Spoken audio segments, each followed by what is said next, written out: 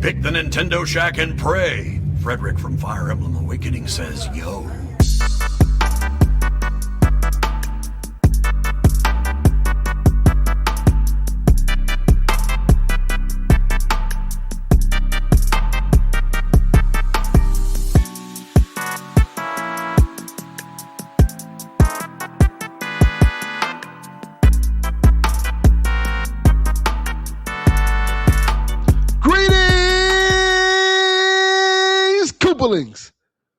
Welcome to another edition of the Nintendo Shack. I'm one of your hosts, Delvin Cox, and with me, as always, is the man who thinks Sonic Crosswords should be X'd out, crossed out. It's overrated. How you doing, bro? I'm good. I'm good, man. How about you? Pretty good, man. Solid. Yeah, interesting day this morning. Oh, I had I wake up to a beeping noise in my house. Uh-oh. And I'm like, oh, you motherfuckers ain't finna get me. Man, that was racist. Yeah. So I saw that and immediately went to the store like, like, not today, Satan. Had to go get some batteries. Like, I can't do this. I haven't changed the batteries in my smoke alarms forever. Do they still beep? They never beeped. I don't think they ever beeped, and if they did, I never recognized them beeping. That is crazy. Here's the funny part: like, I'm positive they don't work because I'm like, it's been a year. I have no idea. And then my daughter like almost burnt something, and then they totally went off, and I'm like, see, it's fine. Yeah, that's crazy. Yeah, but I mean like years, years. That's really good batteries because I changed mine last year. I think I changed them like once. Like the whole time I've been here. Yeah, like, no. As soon as I heard the noise, like, absolutely not. Not today. That's funny. Yeah, but otherwise, everything's been okay. Just busy week, back into the rat race, I guess you want to call it. Stuff like that, doing all that stuff. Like, I don't want to do this stuff. Need to go back to vacation. This is terrible. Yeah. It was not terrible. I'm trying to have a better attitude in 2026, you know? So... But I haven't played a whole lot because, getting back to work has really sucked a lot of the energy and time. I've been like, I got to get I'm busy this week, so I don't want to blame it just like on the work. My family's out, like I'm somewhat distracted right now. Because I had to wake up and take care of all the animals and all the things I normally don't do. I have to do now because my whole family took off to New Orleans a couple of days ago. That sounds nice. They're out there for some big family anniversary or something. Yeah. So luckily for me, my wife likes to own this farm of ours with all these damn animals, all these cats she like to have. Like Dr. Doolittle? Yeah. So like leaving the house for extended periods usually means someone has to stay behind or we have to be willing to board and pay somebody to do all that stuff, which fuck that. Yeah, correct. So it works out for me. Because I have like a built-in excuse. I'm like, well, dog's not going to let himself out. That's a good point. How long are they going to be gone for? They'll come back, I think, Wednesday. I like about a week. That's a while. I got to tell you, man, I hate when she's gone. Like, I don't sleep worth a damn when my wife's not in the bed. Oh, you love her. I do. Sweet. But I mean, I'm 100% like, I don't sleep worth a damn. Like, I'm tired right now. I'm not sure if you can tell. Like, I just got up. When my house is empty, I love it. Get the fuck out. I mean, so like I'm cleaning and like doing like stuff, because I don't have any to distract me or anything. So I'm like going through old cabinets and, shelves and stuff. I like that part of it, and like dinner and stuff is nice. I might go to the movies. That's a good idea. But the actual sleeping part, man, it's just like, yeah. I love it. I relish being by myself now. Like, thank you. Now, especially now that my son's like literally always here, like he just doesn't stay at his mom's house no more. Like, no, absolutely not. Take him to church. Yeah. Welcome, Riley King. Amen to that, King brother. Riley Smiley. Yeah, bro. But yeah, I love it. Like, and this week I haven't played any video games because I've been doing stuff for him and getting him ready, situated for college, doing stuff. I told you about the situation with the car. Same. Yeah. I'm like doing the same stuff. My daughter, I did the story yesterday, right? Like, that's it. I'm also on duty this week. I'm the duty officer. Yesterday we had thunderstorms rolling. We had a tornado just on the south end of the county. Like it was Delvin, it was a mile over my county line. Ugh, That's how close I came to having to work all day and night yesterday. that would suck. 1 mile over an imaginary line. I was like, oh, thank you so much.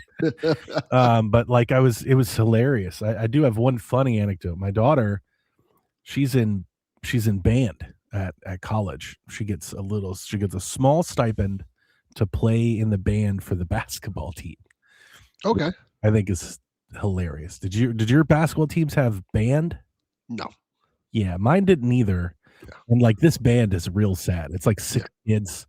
It's Yeah. not like a full arrangement. It doesn't sound like we had cheerleaders. We didn't have like a band. We had cheerleaders like and dance team. You play like some Yeah. real music or something. Yes, But correct. yes, yeah. Like no. Like they've got Man. clarinet, tuba, little trumpet. Like, I'm playing basketball. I don't want to hear you play the motherfucking tuba. Get out of here. but she's already missed a game because her car issues, which I've talked about on PSVG for weeks. Yeah. So she had a game yesterday. It was at 1:00, and I knew these storms are coming. Like I told them the day before, I was like, "You need to be up and out of here at like 7 a.m." I was like, "Because if you lollygag around and sleep in the morning, these storms are going to come through, and you're not going to be able to leave."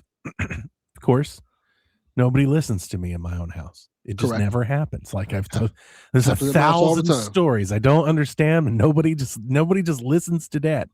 Yeah. I had to leave work early Friday because before they left to the airport, I said, "Hey, it's going to rain today. Put Flea in," and they all just left.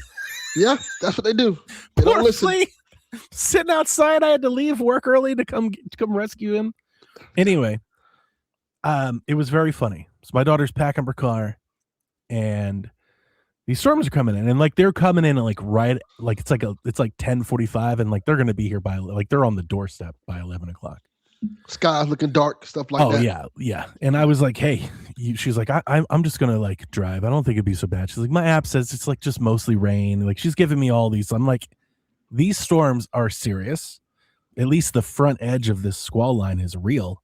And I was like, it's too late. You've missed your mark now. She's like, I'm gonna miss the game. I was like, you've done this to yourself. I told you this. So mid argument, like she's about to leave. It's mid argument. She's like, so I'm just looking at my phone, and Dad, I think it's gonna be fine. And the app says, and she goes, and the app says, and the power went out in the entire just and she had her friend here with her, and I was like, see, do I need to say anything else? She's like, I guess I'll let him know I'm not coming. I'm like, I just looked at him like, why won't you just listen? Why won't just listen? That's what they do. Like, why won't you just listen? That's what they do. All of them. They just won't. Just refuse to listen. I tell my kids that all the time. Y'all like wait till I get like mad than a motherfucker ready to like. And they're like, you've got an anger problem. It's like, oh my fucking God. No, that is not the case. You fuckers are driving me to my limit. Right. And the thing I tell my wife, I've started file like I do on the podcast now, and now I just file them. So every time it happens, I just type in the chat since nobody listens to Dad. I've gotten to like 50. It's been like 50 of these, and it's like, guys, you see, I'm not telling you what to do because I want to tell you what to do. I'm actually telling you because I have your best interest. Yes. If you would just listen. But I don't know what it is, man. It's like they hear my voice and they hear the instructions, but it's like they prioritize, they put it on their own priority, which is always at the bottom. Yes. It's like, yeah, I'll do what Dad said after I do what I think is better or what I think he means to say. Yeah. And that's what I get. I'm just like, no. I'm like, no, that's not how that works. Like, you don't pay bills here. Trials and tribulations of dadding. Yeah, it's a thing. I couldn't make my point any better than the power going out like mid. Like, I just kind of like looked outside. I like pointed outside as like I rest my case. Like. You know what? Will you listen now? You know what? Sometimes God throws you a bone. He's like, you know what? I'll let you have this one, kid. Here you go. Yeah. It's just like, I mean, it could not have been planned any better. It was like you could see it on her face. She was like, damn. I was like, and it wasn't like, I want to be clear, it wasn't like contention. We weren't like arguing. It was just more of like back and forth, right? And I was like, go. Like, go get in the little Prius and head out into this. I'm sure it'll be fine. The car with the strength of a rubber band. Correct. Yeah, that if you roll into a puddle, you're gonna be broke down for like a month. Like the car that a limb would destroy, like a limb would total. Yes, but sure, you've got it. Yeah. Who As a am person I? who drives a small car, I'll tell you, it starts raining and it starts getting flooded. Like, not going out there. Who am I to stand in your way? Yeah, please go. Yeah. She had the audacity. She said, "My weather app." I'm like, I literally do this for a living. That's what they do. Like, it's my actual job. Yeah, that's what they do. They'll tell you what you should know. Like, I know this story. Like, no, I've been doing this. So, anyway, I don't want to turn the whole podcast into whining about dadding, but this it was old funny. Man shouted in the sky podcast. It was funny. It was a mic drop moment. It was just like, well, do whatever you want to do. Yeah. But I had to sit in darkness yesterday. Like, the power was out for like 4 hours too. It wasn't quick. Yeah, that sucks. You don't have a generator? I do, but like, it was a squall line.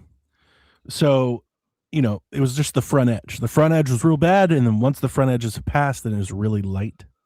Yeah. So I didn't want to get it all out. It's fine. I've got that is the kind of thing it is with generators. Like, it's you want to pull this out? Yeah, like it's a whole ordeal. Because even when I had the problem with my house, I'm like, do I want to go through this whole deal of getting gas and all that stuff? Listen, it was cool, right? It wasn't like warm or anything like that. Speaking of which, what is this winter? It is. Dude's January 11th. It's like 78 degrees here. Yeah. Like, it's been hot as hell all summer. Yeah, pretty much. We had like one 3-day period of like near freezing temperatures, and then like Christmas, it was like 75 degrees. It was like hot on Christmas. It was like warm. Like, we've ran the air conditioner. Y'all had a Miami winter. Yeah. Like, pretty what much. is that about? It's weird. But yeah, like it was warm. It was in the middle of the day. I had plenty of light through the windows and stuff, right? Like, it wasn't that big of a deal. I've got a MiFi card. I've got multiple laptops, batteries charged. My Switch is charged. My Steam Deck is charged. Like, I could go 12 to 20 hours without needing external power, So I was I was happy to wait, more or less. I was just happy to wait. I was like, yeah, they'll fix it. It'll get fixed. Yeah, that's good. Mm-hmm. Speaking of things that we complain about, we need to address the elephant in the room, which is funny.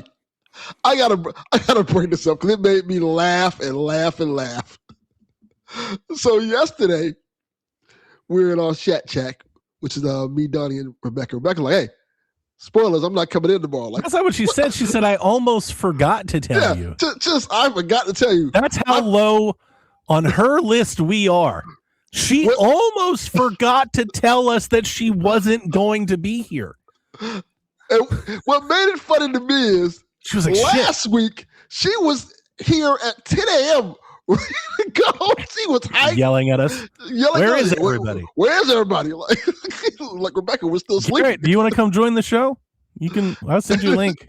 And this week, like, I'm out. Like, it only took 1 week for you to be like, oh, fuck this show. Yeah, I mean, she just bounced. She bounced so incredibly fast. Like, I love that. She waited for it was like a 12 hours before showtime notice. Yes. That she almost forgot. She was almost like, give me credit that I didn't forget. Y'all lucky I remembered to remind you. Let y'all know. That's exactly what it sounds like. Damn. We are so at the bottom of her to-do list. Like, it was so... When I say I laughed. Goodness. It was great. Yeah. So yeah, I've played this week I played Mario Kart. My daughter's on the Mario Kart stuff. So we've been doing a lot of Mario Kart 8 together, played a little Rock Band. And then last night, after I kind of like straightened up, I used the time to be alone of like doing like some spring cleaning stuff, like some real projects. Yeah. And after I did that, I just played N64. Play a little Kirby 64. Play a wrestling game that I like that I've been posting pictures about. Yeah. That sounds dope. Got U.S. title with Kurt Hennig. Dope. Mr. Perfect. Well deserved. But I've been kind of out of the loop on the game thing. Me too. I've been completely out of the loop. I've been doing like dad stuff. Like even today, like in probably like a couple hours, I ordered an electric scooter for my son. Oh yeah, nice. Because the kids around here like those. They love those things. Yeah, because his school is not too far from here. Nice. Yeah. And the thing about it is, I'm like, every morning I wake him up to go to school, and sometimes can he charge it? Yeah, he can charge it. Yeah. Like at school? Yeah, he should be able to charge it. Okay. And this one has like a long life, so he should be able to drive it to school and back. In the mornings that he can't get up when I'm trying to get him up, like, hey, you're gonna make me late. I have so many questions, but I feel like Delvin Jr., when you hear this show, follow up in the Discord. I want to know what you're doing with the scooter once you get to school. That's a good, yeah. Like, how do you chain up a scooter? Yeah, I'm quite sure they got bike racks there, and it's one of those ones you can fold down. I would, but you can't like carry it. Well, you can, but class to class, that's crazy. Yeah, I would just like lock it up like on the bike racks. Yeah, but how do you lock up a scooter? You can't like loop it, right? Because you could just unloop the scooter out of it. They have Does it have like a loop or something you can? Yeah. Okay. Yeah, like little loops and stuff like that. Where you can. I shouldn't be surprised, but I've never like the kids. So like the only reason I bring it up is I bought the kids bikes one year. I was going to teach them how to ride bikes when they were like 14. That was a disaster. My kids did not know how to ride bikes, and they could not get it together, and I couldn't suffer through it long enough to get them to get it. But like, but what I noticed is like none of the kids like ride bikes. They've got everything is motored. So I've seen like mopeds, but like I've seen a lot of scooters. Yeah. Like one kid has like I guess it's like a go-kart. It doesn't really look like a go-kart, but it's like a little, I don't know, motorized car of some kind.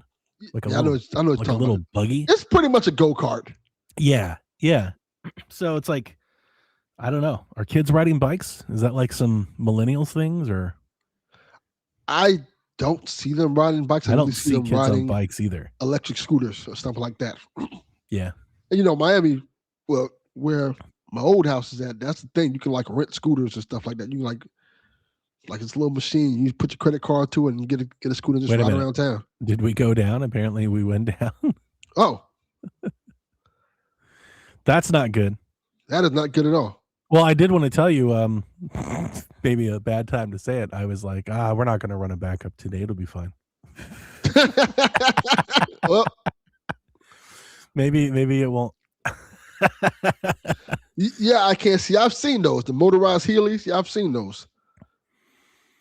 Wow. Yeah, well, I wouldn't buy one. We'll see how the backup fares. We're not having any issues. No, not even a little bit. Melvin and I are not having any. So I'm plugged in and everything. I'll blame YouTube. But yeah, I figured that, hey, worst case scenario, because what's been happening is because usually when he gets out of school, I'm still at work. So I have to pay an Uber to take him home. Sure. And that's like $20 a pop. Why not like a bus? He can't catch no bus. Why? Because he's Delvin. He catch a bus, he'll end up like in Coconut Grove or someplace.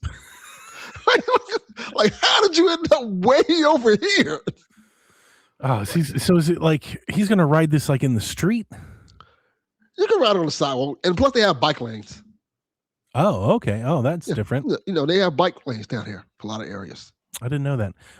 Our county building put bike lane in. They tore up the street for like a year, closed like it's like a 4-lane busy street where there's cars all the time.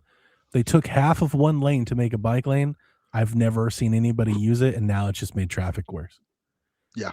Like now you sit in traffic and you look at a completely empty lane of traffic that you can't use. Yeah. We have people use it here because so many people was riding on like the on the street. So I guess they figured this makes more sense to just put one here. Right on the street toward the sidewalk. So yeah. D-Life says we're down for a little bit. Nick says it's going out on both. Might be a go show. We'll see. We'll see. We'll see. But yeah, it's I I figured I'd get him one because he has a skateboard that usually when he's here, he'll ride around the neighborhood to go do stuff. Like he'll go like the Walgreens, get him a Steam card or get him a what is called card, like a Fortnite card or some stuff like that. Mm-hmm. And I was like, and being Delvin, something happened. He said, well, he fell off his skateboard, and the skateboard rolled in the streets, and comically a car just ran over the skateboard. Yeah. They kept it moving. And I'm like, well, that happens. And then he brought the skateboard home. I'm like, why'd you bring it home? You could have just threw it in the dumpster. You're not going to get it fixed. It's already tore up. There's several dumpsters on the way back. I'm like, what am I going to do with it here? It's broken. Yeah. I don't know. So I said, it'll probably be good to get him just like a little electric scooter that he can just ride around the neighborhood and stuff like that. And like I say, one day it's like when he goes to school, he can ride it home from school. Plus, usually when he gets out of school, there's no traffic anyway.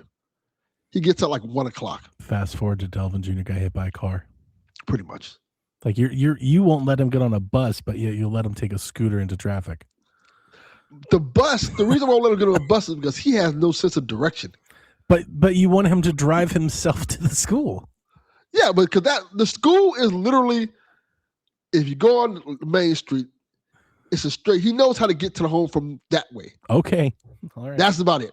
All right. But if I tell him to get on the bus, he might end up the wrong. He won't know what stop to get off of. Then he'll panic and won't get off at all. The next thing you know, he's in Fort Lauderdale. Dad, I'm in Fort Lauderdale. I was scared to ask the bus driver where to get off at. Like, what are you talking about? Wow. Yeah. No, that's true. My kids are like scared to talk to strangers. Yeah, like just tell the bus driver, hey, I'm going to get off here. You pull the thing, that's it, and get off. But he would miss the stop, 100% miss the stop. Next thing you know, I have to come out and go pick him up from Broward County because he just rode the bus to the end, or he just won't pay attention. That's my other thing. He won't pay attention to the stops, and he would just completely miss it. The next thing you know, he's way off from the house and then has no more money. Like, where's your money at? Well, I bought chips. You didn't worry about getting back home? But I was hungry, though. Like, yeah. There's food at the house, but I need to eat now. And now I have no way home. These are actual things that would likely happen. Wow. Well, Godspeed, Delvin Jr. Yeah. The trials and tribulations of being a father. It's a full-time job. Sometimes I look at those dads who left their kids at a young age, like, oh my God. Absolutely not. Maybe I should have went out and got a carton of cigarettes and milk.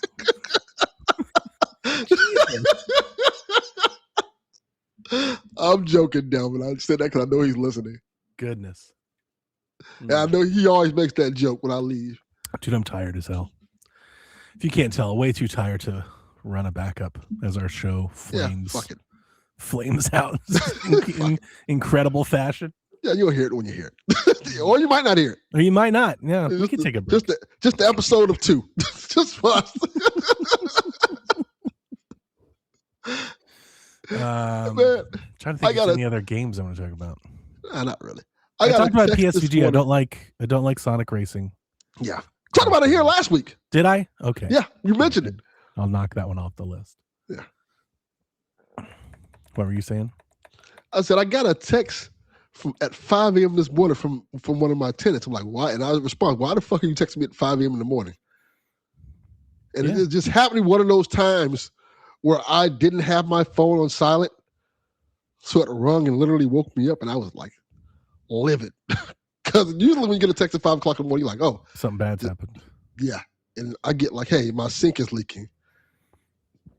I'm like, hey, fuck off. Don't text me at 5 o'clock in the morning about your goddamn sink. I don't care. Are you the super? No, the property manager. Yeah. Wait a minute. Is that the protocols do they report that to you? Yeah, or the maintenance man. Yeah, I would go to the maintenance guy. Yeah. Call him at 5 o'clock in the morning. See how that works out. He gonna cuss you out. He works weekends. Old black man. Right? Huh? But he works weekends, right? Yeah. I wouldn't do it at black 5 man. a.m. I would wait, but yeah. Yeah, he's like 65 years old. He's like, oh, all right. Text him at 5 o'clock. no more than you want to. I agree with you, XBS. He says, got Sonic Racing Cross Worlds Black Friday and then the $5 Switch 2 upgrade. I think it does not hold up compared to Mario Kart World. I agree. I was not like it looks and runs fine now. Like that's not the problem at all. It's like I don't know, it's like almost like a mobile kart racer. I don't like the way it feels. I find the conversation behind that game very interesting as when it came out to how people see it now. Because when it came out, people were like, "Oh, this is way better than Mario Kart Worlds," and this, that. I've heard people say that.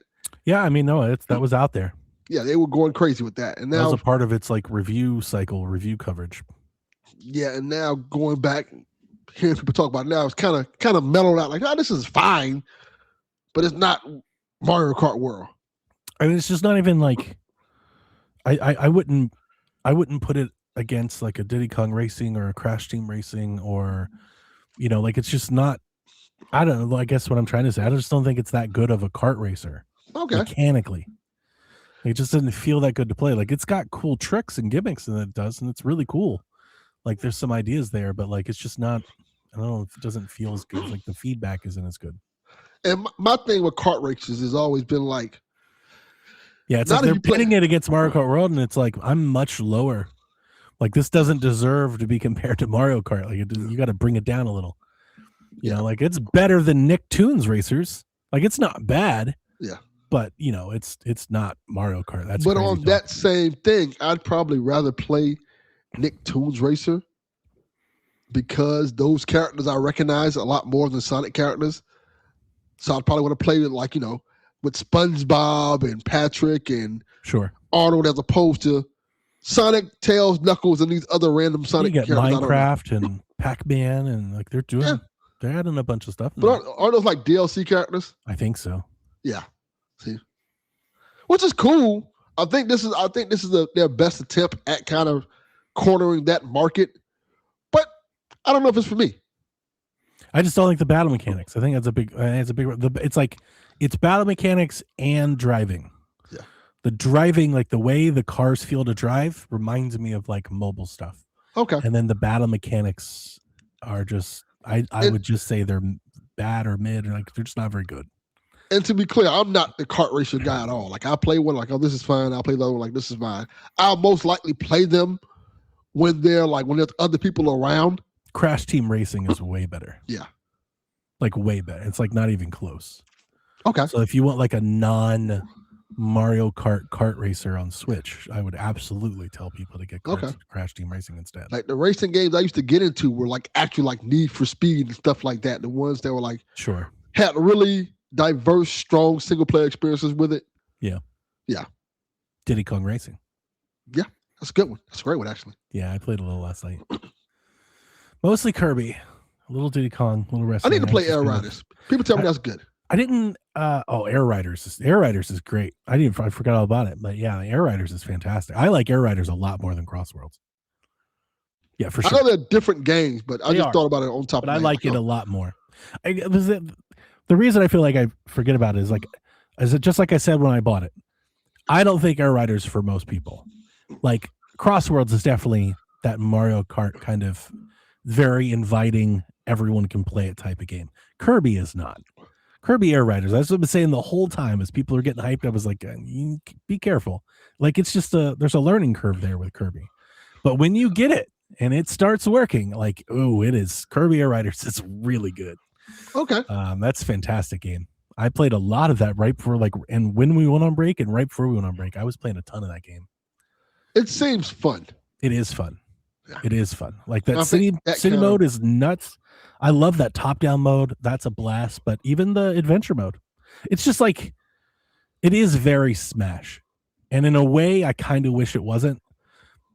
It doesn't bother me, but it's almost like it could be like Smash DLC or a Smash mode. Like it's the menus, the sound effects, the music. Like it's just very Smash. It's like it could have been added on to Smash. See, I don't mind that at all. So yeah, I kind of like that. Okay. But it's fun. It's fun. Well, people are are commenting, so I guess people can see us. That's a good Hopefully thing. it works. I'm hoping that it's recording, and we'll see. Yeah. But yeah, I didn't feel enough to set everything up.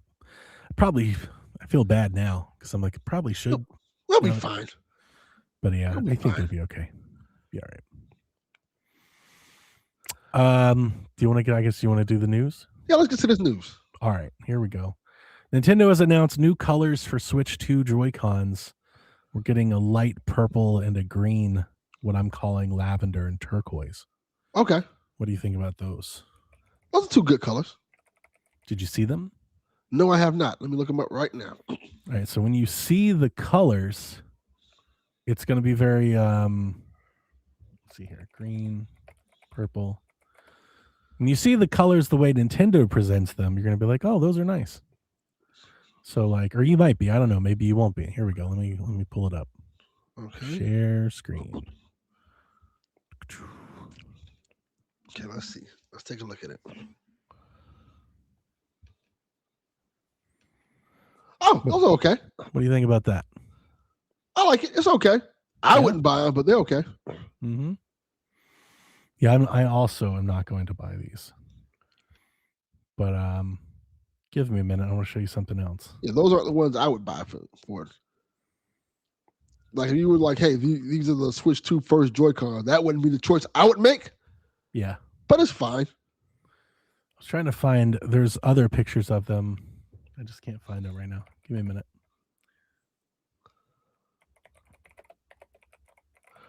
Which Joy-Cons do they have now? Just the black ones? Yeah, I mean, it's the ones that come with it, right? The what is it? It's like a peach and a blue. Yeah. I guess. I forget what they call it. It's probably something like orange and blue. Because I would think orange and blue would be like, or red and blue would probably be what would come up with something like that. Like maybe the original Switch colors. I'm trying to see if I can find. I want to find a couple of things. $100 is a lot for Joy-Cons. I should have planned this, and I didn't, and I'm sorry. Yeah, that's fine. If you can't tell, I'm kind of phoning it in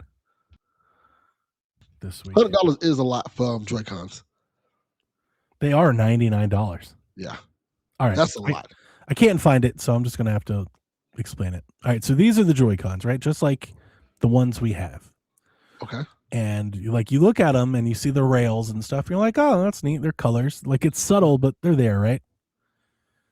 Correct. Then there's people that are mocking what these look like when they're actually attached to a Switch when you can't see the rails. Yeah. And you can only see like the little line around the joysticks, and that's it. That was what I was going to say. And like when you see it presented that way, it looks foolish, kind of. You're like, what? Yeah. Like, why would anybody buy this? And it's kind of a funny meme, I guess. It does feel like you're just really paying to see like a hint of color around his controller. Here we go. This. Yes. Yeah. That's literally what I was thinking. Like, oh, that'll be $100. Thank you very much. Because when you showed it to me, I'm like, in my head, I'm like, that's fine, but I thought like it would be the actual Joy-Con would be the color. Oh man, that's hilarious. As opposed to like the inside of the Joy-Con. That's crazy. Yeah. D brand, everybody's favorite accessory maker. They've got you covered. They are releasing skins that match this, so your whole Joy-Con will match the lavender and the turquoise. That makes a lot more sense. Yeah. Which makes you wonder, like, why even, like, you could just skin like, if you wanted, you could just skin the controllers you have. Yeah, that defeats the purpose. I'm not going to throw stones in, but if you want to get them. Sure. I just, like, when you see it on the system, and I don't know, I think it leaves a little. Yeah, once you really kind of look at it like and kind of take it in like, oh, this doesn't change anything. This looks like what I have now. Yeah, like it's like you could spend $100 and barely notice. Yeah, that's weird. Yeah. I thought we would get colors, but I thought we would get like colors, like different plastics. And to be clear, I think we will get that. I do too. I think they're going to see feedback from them. Like people like, we don't want this. I'm surprised the first one is like this subtle and not like. I thought the first one would be the same Joy-Cons we have, but like a logo or something on top of the Joy-Con. That would be cool. That's kind of what I thought the first like custom Joy-Con would be. I wouldn't have guessed that they would have changed the colors like that. Yeah. But yeah. I mean, yeah, I'm not mad at it or anything like that, but yeah, I'm just not interested. I'm not going to do anything like that. Yeah. One, I don't think I'm going to I wouldn't pay $100 for Joy-Con. Like what we need are Joy-Con Pros. We need split pads. We need Nixie pads. We need MOBA pads. Like where the hell are the pro style Joy-Cons? Yeah. Like, I mean, I realize that especially with the magnetic strip and everything, accessory makers, like I realized it was going to take time. I got to tell you, man, after the success that we saw the Switch have with those, I kind of thought they would be here by now. I thought they'd be showing up like quickly, especially like Hori. Like it makes me wonder if Nintendo is just not wanting like licensed third-party accessories right now, because like the split pad pros weren't wireless. You had to connect them to the Switch to work. And I'm like, why don't we, like, it's just plastic at that point. Why don't we have one of those? You know, that a little shocking. I mean, I know they're going to happen. They're going to show up, and I'm sure they'll show up this year. It's not going to be that long, but I'm a little surprised that we don't have options yet. Yeah, that is kind of interesting that we don't have anything yet. Maybe, well, then again, it is the beginning of the year, so maybe we'll get something soon. I think we will. No, I've seen mock-ups. Like Nixie has shown theirs working. Like I've seen working. Like they're working on it, and I'm sure MOBA Pad. Like I would probably wait for MOBA Pad unless there was a cheap option. Okay. But like I would like the Hori Split Pad Pros. I would like something like that to show up. That would be cool. Something like that. Yeah. Which I think will happen. I never mentioned on the podcast, but while we were away over the break, I got another grip. Oh, you did? Have you seen this? Oh, that looks great. This is I think it's Oivo. It's OIVO. I had one of these for the reason I bought it is I literally logged into Amazon one day and it was like a recommend. It was like, do you want to buy this? It's like $15. And I had one of these for my Switch Lite and I liked it. And I was like, sure, for $15, I'll give it a try. What I would tell you if you were interested in one of these is that this would be like the cheap version of a Satisfy grip. Like if you like the Satisfy grip, but you don't want to spend the $50 or $70 that it is, you can get one of these for $15 or $20. And it has and what I mean by this, the right Joy-Con, it's offset. So it sits in your hand like the Satisfy one. It's not like straight. Okay. And then the cool thing that it does is it's got a clip which holds the Switch down that also doubles as a stand. And then you can carry games with you as well. Okay, that's perfect. Yeah, which is nice. But now that I'm using this, now I have to take it in and out of it to put it on the dock. Which, if I had Pro-style Joy-Cons, I wouldn't have to. Yeah. But yeah, for $15, gee man, that's what I was saying. For $15, like this is the grip I'm using right now until we get Pro-style Joy-Cons. And I'm like, this is fine. Like this does the job. So I think I've tested them all, as you guys have seen. I've bought so many pairs of Joy-Con grips and grips off the internet and Etsy and stuff. But like this is the one I have until we get a solid choice. Until we get Pro-style Joy-Cons. Yeah. But yeah, I'm hoping those Joy-Cons show up soon. Yeah. But these light purple and green, not my favorite. Yeah, they're not great. This is just a reminder, game vouchers will no longer be sold by the end of January. Now, that doesn't mean run out and buy them, because you can only use them basically on Switch One software, like a couple Switch One. Now, there's still some Switch One games out there. So like you could buy vouchers to get Rhythm Heaven and probably Tamagotchi Life that are coming out this year and stuff like that. Yeah. So like if you want to try and save those, you can, but just know if you're on the Switch 2 already, very limited on what you can use them on Switch 2. But might be smart to get the vouchers and get like a Switch 1 game that has a Switch 2 upgrade on it.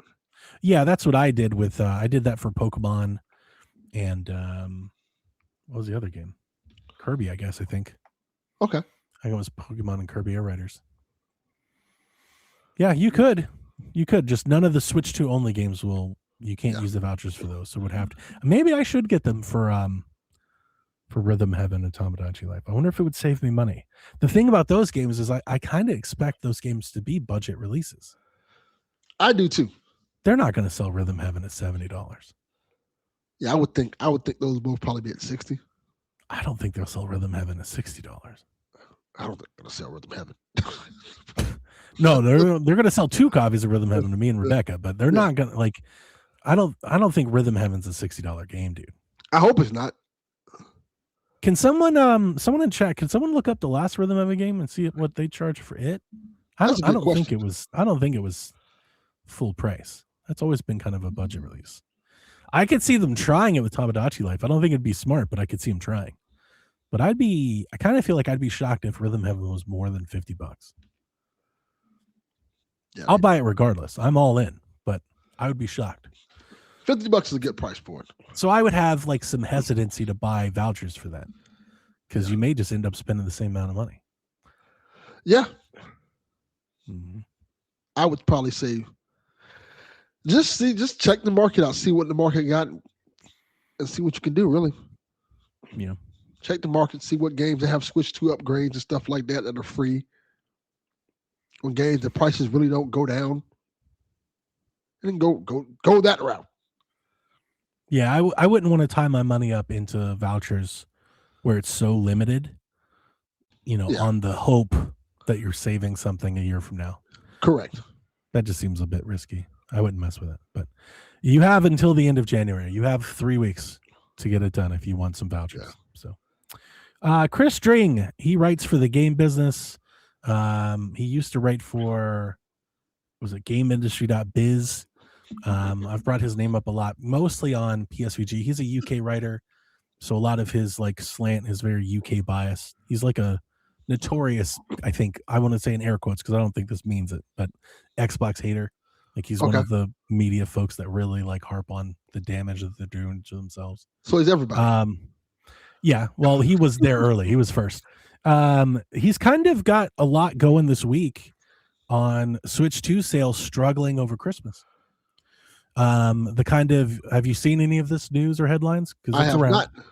Okay, well, it's around. I think all the major sites have picked up on it. Let me ask the question then. Maybe I should look this up. I was going to say define struggling. Yeah, I'll define it for you. So, perfect. What the article that he wrote was that Switch 2's Christmas window sales were 35% lower than Switch 1's Christmas sales, and because of that, people are extrapolating that Switch 2 had a really bad Christmas. And I'm not here to tell you that it didn't, but I am here to tell you a couple things. One, it's seemingly, I have no concrete evidence, so it's just like reading around the news, seemingly a lot of video game and electronic products had a poor Christmas. Correct. Like that's kind of an industry-wide thing, not just a Nintendo thing. Correct. Also, to be clear, for those who don't know, people know this, there weren't really for the Switch 2 particularly, there weren't any really no price decreases. Nothing was really on sale. That's true, but put a pin in that. I want to come back to that. Okay.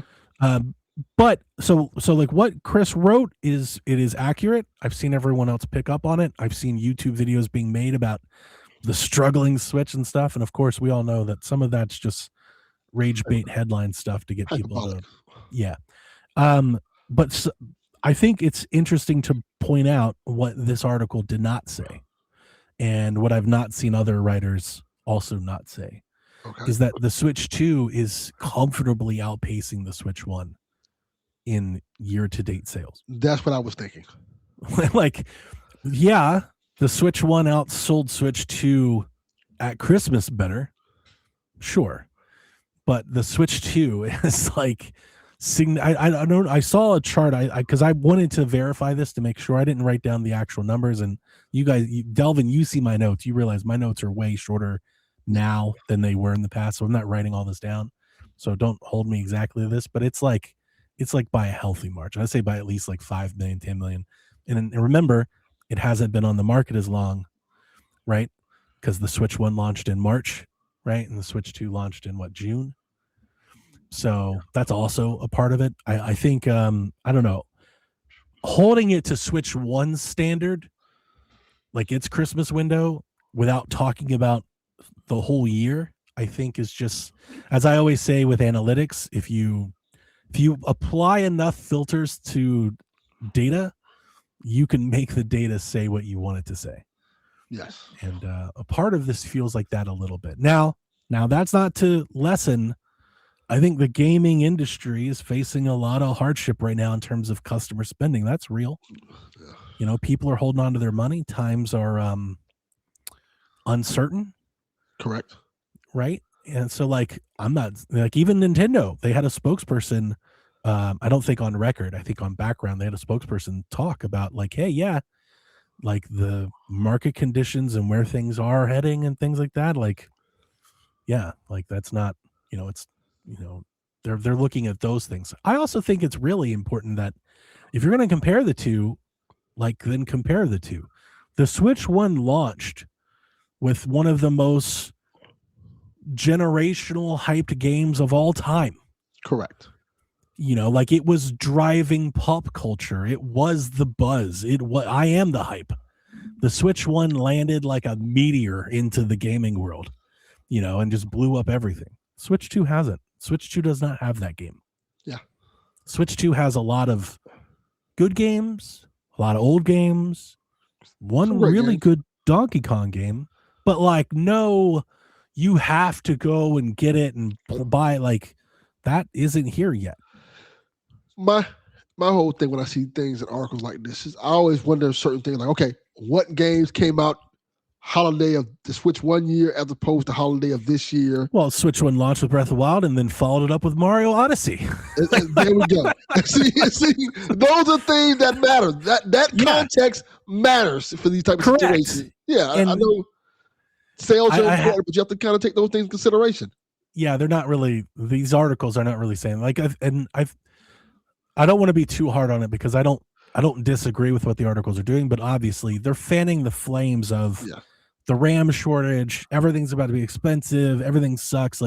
That's kind of what this is being used as evidence of, and I don't think it's really that. No, I think it launched with a pretty good Donkey Kong, but a lot of people aren't super into Donkey Kong. Switch 2 is yet to have its wide appeal game. Yes. They wanted to be Mario Kart, and maybe it was it is the Switch 2 is selling great. So I'm not even going to throw stones at Mario Kart, but nothing like Breath of the Wild or Odyssey has happened on Switch 2 yet.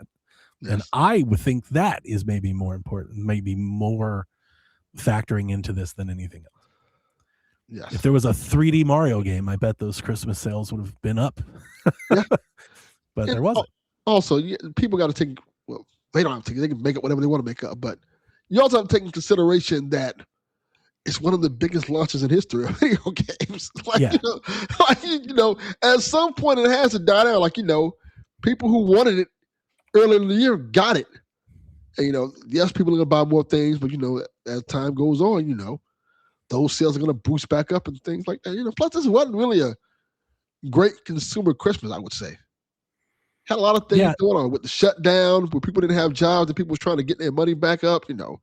I think the cost of living, which is high. The PlayStation 5 sold really well over Christmas, but that's because it was cut. Yes, I was going to say that as well. It. So it was the only console that was on sale. Yeah, everything else was not on sale. Yeah.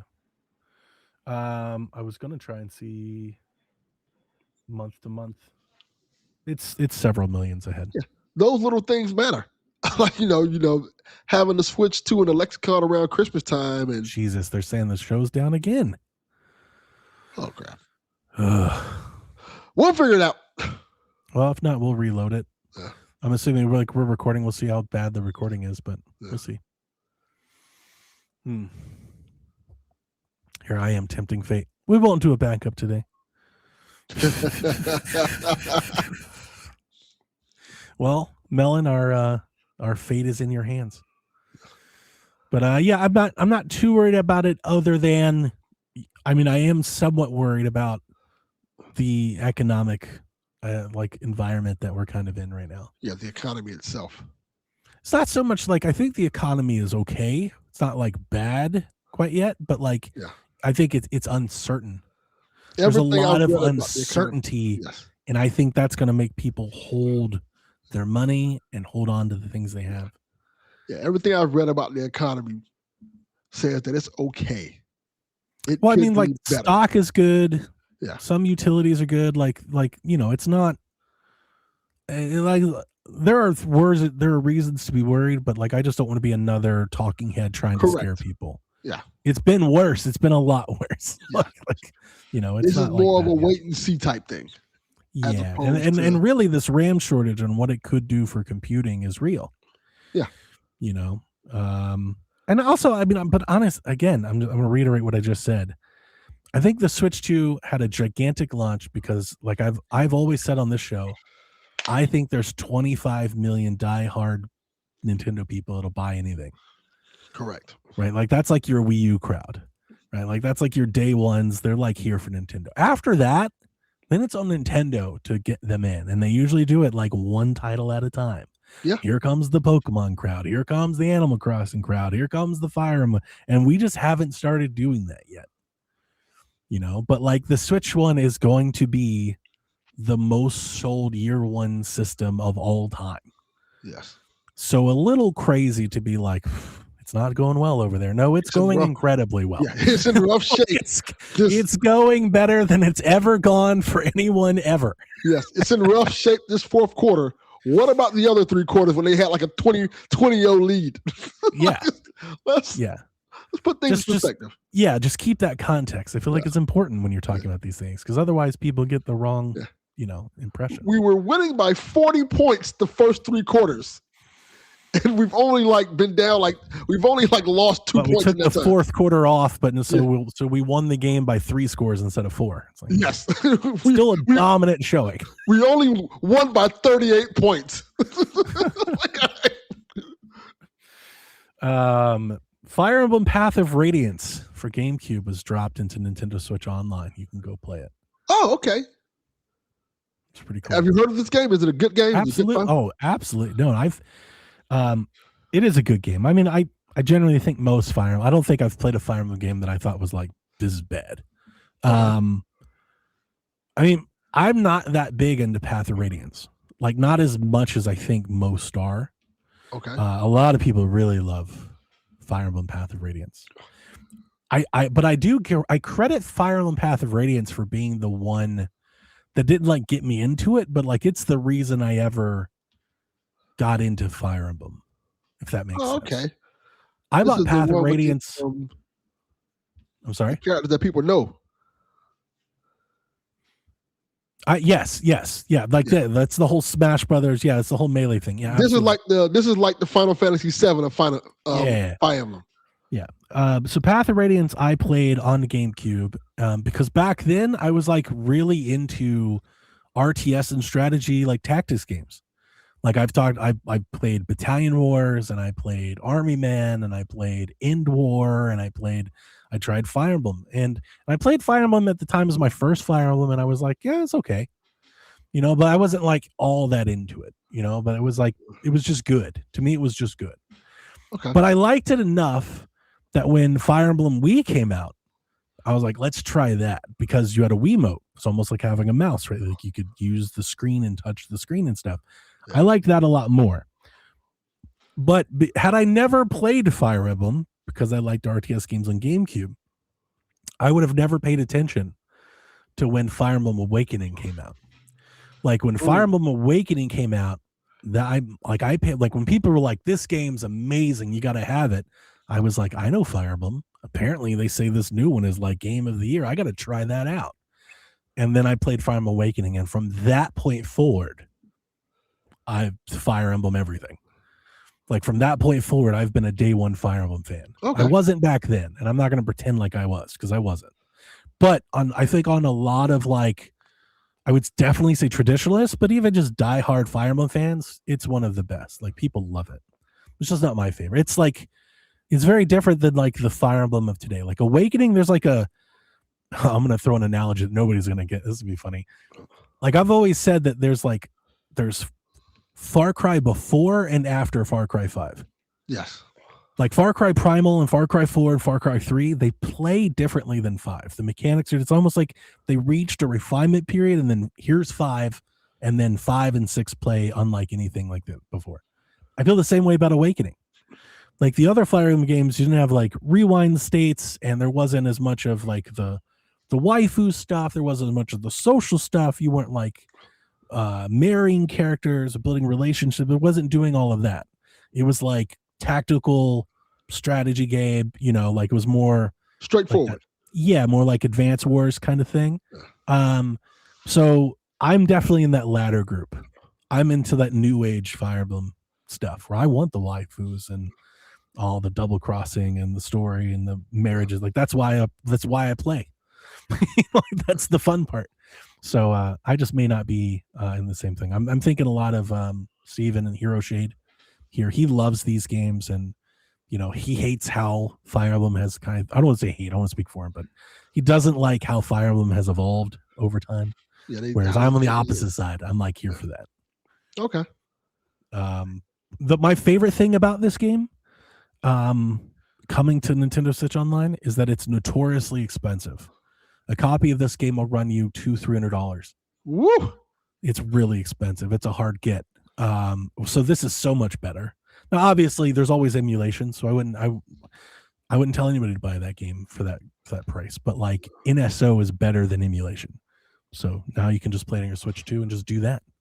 That's perfect. Mm-hmm. It's pretty cool. I haven't played it yet, though. I probably would. I don't think I will. I might try it. It's just like old. It's just like old game is old. There's that part. Like it, and it feels that way. Like when you play it, like it feels that way. When I Googled it, the first thing that came up, it was Fire Emblem Path of Radiance needs a remake. A lot of people think they should get a remake. Oh, okay, interesting. Yeah, I mean, it's interesting that they're putting on NSO because Fire Emblem does have remakes of sorts. Like we haven't got them all. Like I would really like an Awakening remake. I think we're getting around that time. It's been, over 10 years at this point. It'd be nice, but it's interesting because I shared a couple tweets, and me and Steven had like a long thread discussion about it in our Discord this week because we're kind of opposing sides. Fire Emblem was dying before Awakening. I don't know if you know that. If you ever know any of the history of Fire Emblem, they came out with these two, and I think I don't know where the GBA games fit in there because I never had a Game Boy or GBA in terms of the timeline. But like they weren't selling very well. And then they put like Awakening was meant to be like the final game. Like Awakening is going to be the last Fire Emblem game. Like when they were making it, they're like, this is it. That's crazy to think about. Yeah, exactly. Like they've talked about it. Iwata's had interviews with them. They were like, we just started throwing crazy ideas in there because we thought this was the last one, so we wanted to go out with a bang. And they did. And then Nintendo came right back to them and said, when can we get the next one? And then basically that has been Fire Emblem for 15 years. Longer, 20 years. What a run. Every Fire Emblem after that has basically been in some version a descendant of Awakening. So you get Awaits, Fates, and then Echoes I was thinking about, and of course Three Houses and Engage and everything. Yeah, it's been a long run. What a great run. It has been a great run. And then we got Fortune's Weave coming up this year. Please be excited. Hulu is ending support for the app on Switch. I think next month, I think they said. Yes. Disney is also ending support for Hulu. So yeah, that's really it. Disney is really closing Hulu. So it remains to be seen if Disney's going to bring the Disney Plus app to Switch. That would be cool. We have no multimedia apps for Switch 2. No YouTube, no Crunchyroll, no Hulu. None of this shit works. That is weird. And Nintendo doesn't seem interested in like nobody seems interested in making it. I would at least think Netflix would be on the Switch. YouTube was like YouTube was like, we're gonna work on it and get it, and then we never heard from it since. Like, Nintendo was like, no, you're not. Yeah, I don't know if that's gonna. It doesn't seem like that's a priority. It's just a bummer Rebecca's not here because I've been saving this all week. I'm excited to talk about this too, by the way. So we had a leak, or not a leak. We had a rating go up for a Life is Strange game, which leaked. This game is yet to be announced. We don't but we have a rating. So Peggy rated a new Life is Strange game called Life is Strange Reunion. Mm-hmm. And the rating carries the following description for the game. Chloe Price was Max Caulfield's partner in time. Losing her is Max's greatest regret. Now Chloe has come to Caledon University, haunted by nightmares and impossible memories. Chloe needs Max's help, but Max is already in crisis. In 3 days, a deadly inferno will destroy the campus. So, it looks like the next Life is Strange game is I want to call it a reboot, but like based on my knowledge of how these contracts are, I think this is the final game in the Life is Strange series. Yes. And I think they're trying to go out on the right note by bringing these two back together in a meaningful way. I don't know, like maybe if it sells really well, maybe it won't be, but based on the things we heard with the contracts and Square, I think this will be the last Life is Strange game. You know, when I saw this article and I saw this, I had a real conversation with myself about Life is Strange and why double exposure didn't work. And I came to the conclusion that in its essence, double exposure kind of lost its way with what Life is Strange is really about. Like choice and decisions and the relationship between Chloe and Max and the whole concept of one of the biggest, not one of the biggest, the biggest decision in Life is Strange history, in the whole games, all the games, is the decision whether you save Chloe or destroy Arcadia Bay. Yep. So when we get back to it, in the sequel to this game that everybody, like, made everybody fall in love with Life is Strange, that decision kind of doesn't have any consequences to it. It kind of cheats the fan in a sense, like, okay. I mean, it does, but I get what you're saying. And as it went on, they definitely lessened it. And double exposure, I mean, we talked about this at length. Double exposure is like almost what they did, the cameo for Chloe and double exposure, like almost felt like a mockery to the fans that played the first. Yes. It was so unsubstantial. It's like she destroyed a whole town for you.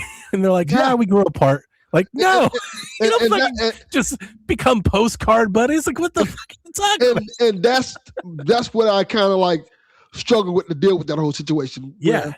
That's why people were mad. People were big mad about that. You have this big choice you make. Rightfully so. Either you can destroy a town and kill thousands of people, or you can end the life of your best friend or lover. And then you come back like, oh, that just happened. Like, there's no consequences. There's no matter what choice you make, there should have been some long-lasting repercussions to that kind of revels into the universe. Whether it's, hey, Chloe and Max are now dealing with the consequences of them basically committing genocide. And you can kind of like have like Chloe having nightmares about it and stuff like that. And like saying like, why do we make this decision or anything like that? Just touching upon that. But the whole idea like, oh, well, they just grew apart. Like, what does that mean? That's not how things work. You committed a genocide. Yeah. Yeah. So I think there were there were reports that double exposure was a 2-game deal and that we would be getting a sequel. And I think if I had to guess, I think after the reaction to double exposure, I think maybe they pivoted to, all right, let's do right by Chloe and Max and let's call this a day. Yeah. And for what I read, this game, the announcement is coming up soon. Yeah. And the game is actually coming up soon as well. Yeah, I agree. I think that's why I've read the same. So, and I'll be there. I'm definitely going to get it. I am too. I'm hoping they do right by these two and this series. This franchise has really lost its way, and that's I agree. That's a shame. Yeah, and it sucks to see a franchise like this lose its way, and Yeah. hopefully, much like my favorite. Can't really tell, but I have a whole like right there. I've got my Life is Strange and my figurines and everything, and I've really loved this series, for better and for worse. You know, like there's some that I haven't liked and some that I like more than others, but I've played them all, and it's not gone super great. I hope that Life is Strange gets closure like Walking Dead fans did with that last Walking Dead game. That last Walking Dead game was phenomenal. Yeah, those parallels are similar for sure. Yeah, and I know Walking Dead, the series lost its way like at one point in time, but it got back on track. It gave it like a stellar ending to it. So I hope Life is Strange has the same type of ending. I think it's great. And also, I think True Colors, probably because G-Man asked this, I think True Colors probably is a better game than Double Exposure. Yeah, G-Man says, is Life is Strange True Colors a better game than Double Exposure? I would say no. I don't think Life is Strange True Colors is my least favorite Life is Strange game. I was going to say that. I say Life is Strange True Colors, I think it's a better game, but I don't enjoy the story, if that makes sense. Like the story's all right. Yeah, I don't think it's. I don't like the story of Double Exposure at all. I've talked about. I don't like the story at all. I like it more than True Colors. I still like it more than True Colors, though. Like, it was better than True Colors, but I did not like. I found True Colors to be somewhat boring and very predictable, and I just I don't know, just almost felt like a waste of time, kind of. And I hate that, right? Because I wanted to love it, but it just didn't do it for me at all. Double Exposure at least is better gameplay, even if I didn't like the story. I did enjoy playing the game a lot more. Okay. But G-Man, if you're interested, go back. Don't go back. Play the old ones. Play Life is Strange 1. Play Before the Storm. Play Life is Strange 2, which is divisive in its own way, and the people hate it. I love it. And Mm-hmm.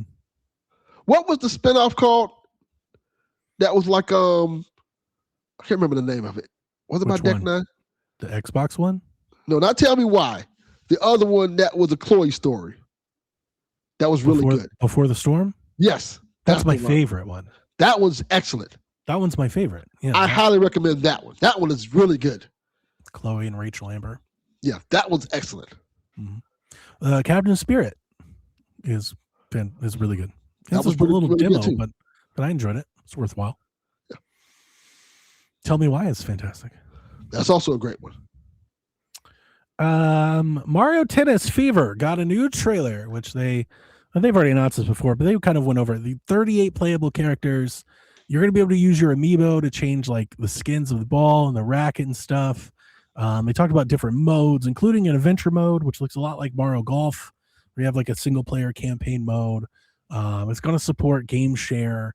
There's all kinds of stuff to it. This game's coming out very soon. I think next month. King Riley Smiley says, have any of you seen the recent overview video for Mario Tennis Fever? It looks incredible. Seems like a big improvement for Mario Tennis Aces. Will any of you buy the game when it comes out? It's a day one purchase for me. And as I already shared in our Discord, I pre-ordered Mario Tennis Fever back in September. I've been all in from the moment I saw it. I agree. I think this looks like a healthy step up for Mario Tennis Aces, both in content, but also in quality. Like in presentation, Mario Tennis Fever looks really good. It's so vibrant and detailed in a way that Aces never was. Aces was like somewhat very flat. I agree. So, I didn't even give Aces a second look. Once I saw... I like Aces. The gameplay's fun, but like this is... Yeah, this is just a whole step up. Aces seemed bare bones to me. Yeah, no, it was, especially when it launched. No, you're right. It was. And it mostly was. But the gameplay was fun. Like, I get people being disappointed in it. I agree with that disappointment, but it is a fun game to play. It's also like, I feel the same way about Strikers. Like, people wanted more from Strikers. I get that, but Strikers is still fun, even if you're just playing the exhibition. Now, I get not wanting to pay $60, $70 for an exhibition. I get it. That's what I kind of landed That's on. fair criticism. Like, I don't want to pay. I don't pay that much money for a bare bones game like this. Yeah. based on what I've read online and like the comments for the trailer and stuff, like people have a sour taste in their mouth from these Mario sports games on Switch 1. People don't seem interested in Tennis Fever. I think this game's going to need a lot of buzz, I think, to get people to give it a chance. Like good review scores, good clips, I don't know, streaming, like people are going to need to play it, or I think this game could come and go. Yeah, I think Nintendo brought a little goodwill with these sports games as of late. Those Switch sport games weren't great. They were great gameplay wise, but content wise, they were a little bare bones. They were middling. Yeah, so people kind of feel a little type of way about it. So hopefully, like I like Mario Golf. It's not what I wanted it to be, because I wanted it to be World Tour, and it's not that. But like what it is not bad, and I think it's worth. I think Mario Golf was worth the price. For me, like Mario Golf was just like a 7. It was not amazing, but like it's still good. I played the campaign and played the game a lot, and still play it from time to time. Like, there's nothing wrong with that game. It's better than the rest, I think. Yeah, that's a good point. But I'm glad we got Strikers. I know people are like, I can't believe they did that. Like I still play Strikers from time to time. But I also got Strikers cheap. Stop. All right, hang on a second.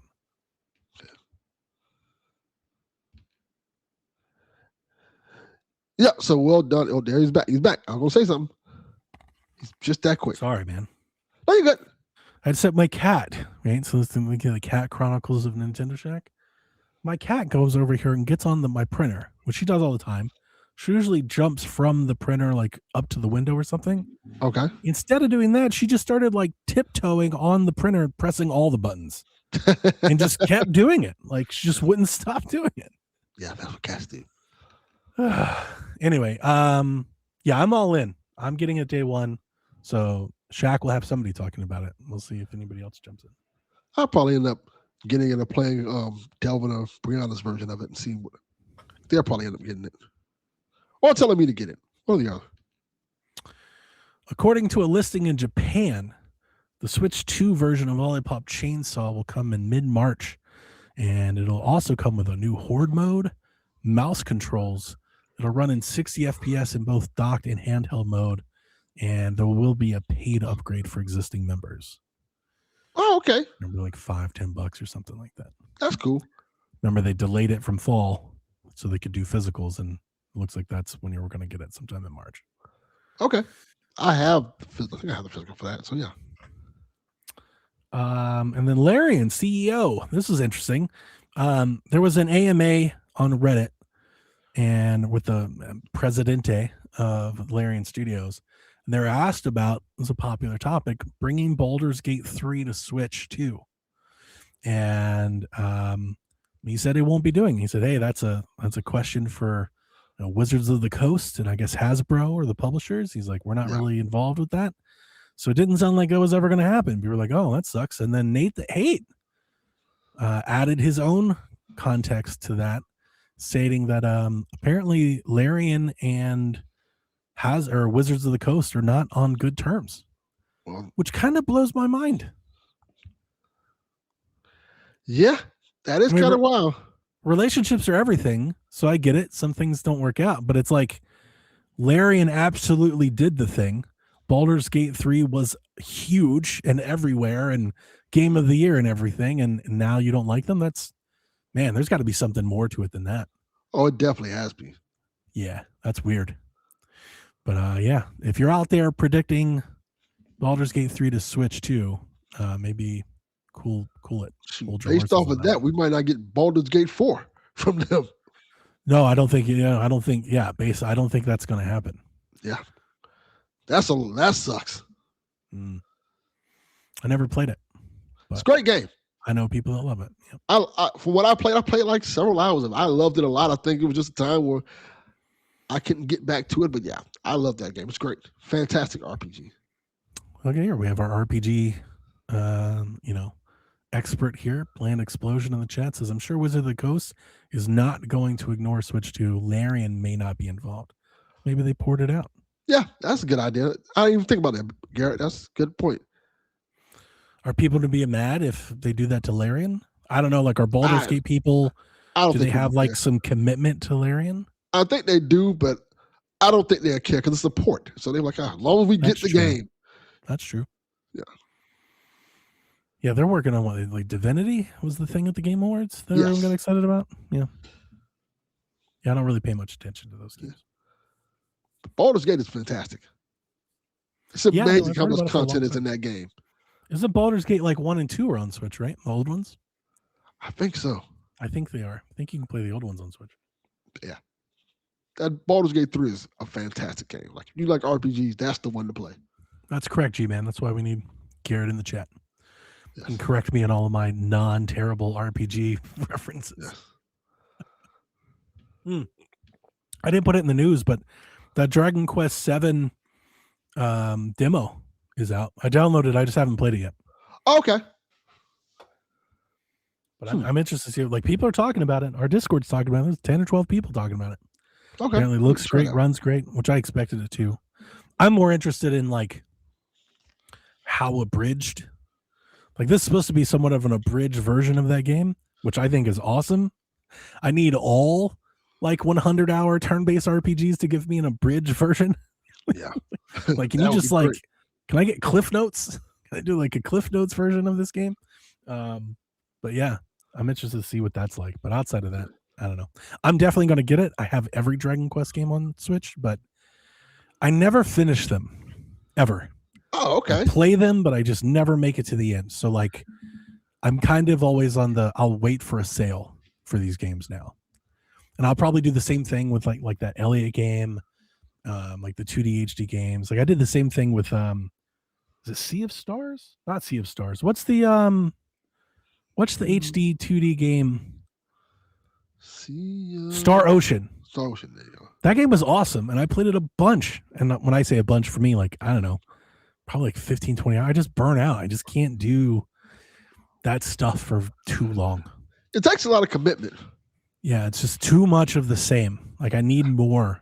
So I just never, like, the only games I've ever stuck with that long like that are Pokemon. Yeah. And even then, as you guys have seen over the years, even then, that has been waning. Yeah. Like, I needed this new Pokemon with a whole new battle style to get me back in, because I was like, I'm checked out. I realize when it comes to stuff like that, I can only play one of those games a year, like a 100-hour game. Yeah, yeah. And so it's like, if I'm not real committed to it, I'll just pick something else up, which is what always happens. Yeah. And I played Dragon Quest 11 a lot. That looks like a good one. That one I think I played for like probably like 30 hours. I played that one a long time. But outside of that, I like builders and warriors. Give me more of that. So that's it. That's it for the news, man. All right. Let's get to these chat questions from you, the listener. Let's get to it. Our first question is from Kroller. Mm-hmm. Kroller says, I'll try this one again since it was skipped last week. Ooh, it was skipped last week.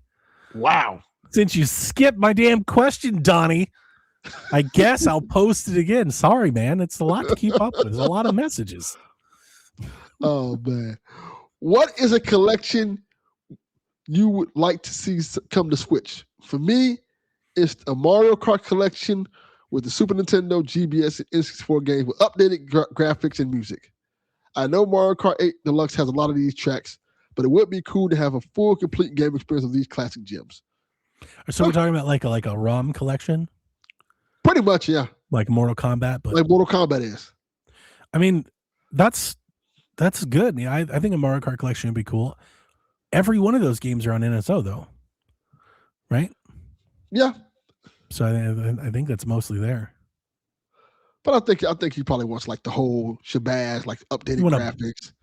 And also like, yeah, you want like something to buy. You want to own it. I get that too. For sure.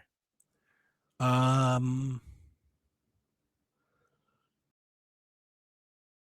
think a 2D Mario collection would be dope. That's what I was gonna say.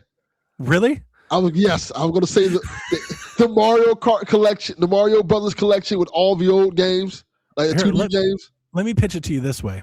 Okay. It's the next Mario Maker game. Okay. It has a full, complete campaign of every 2D Mario game in it.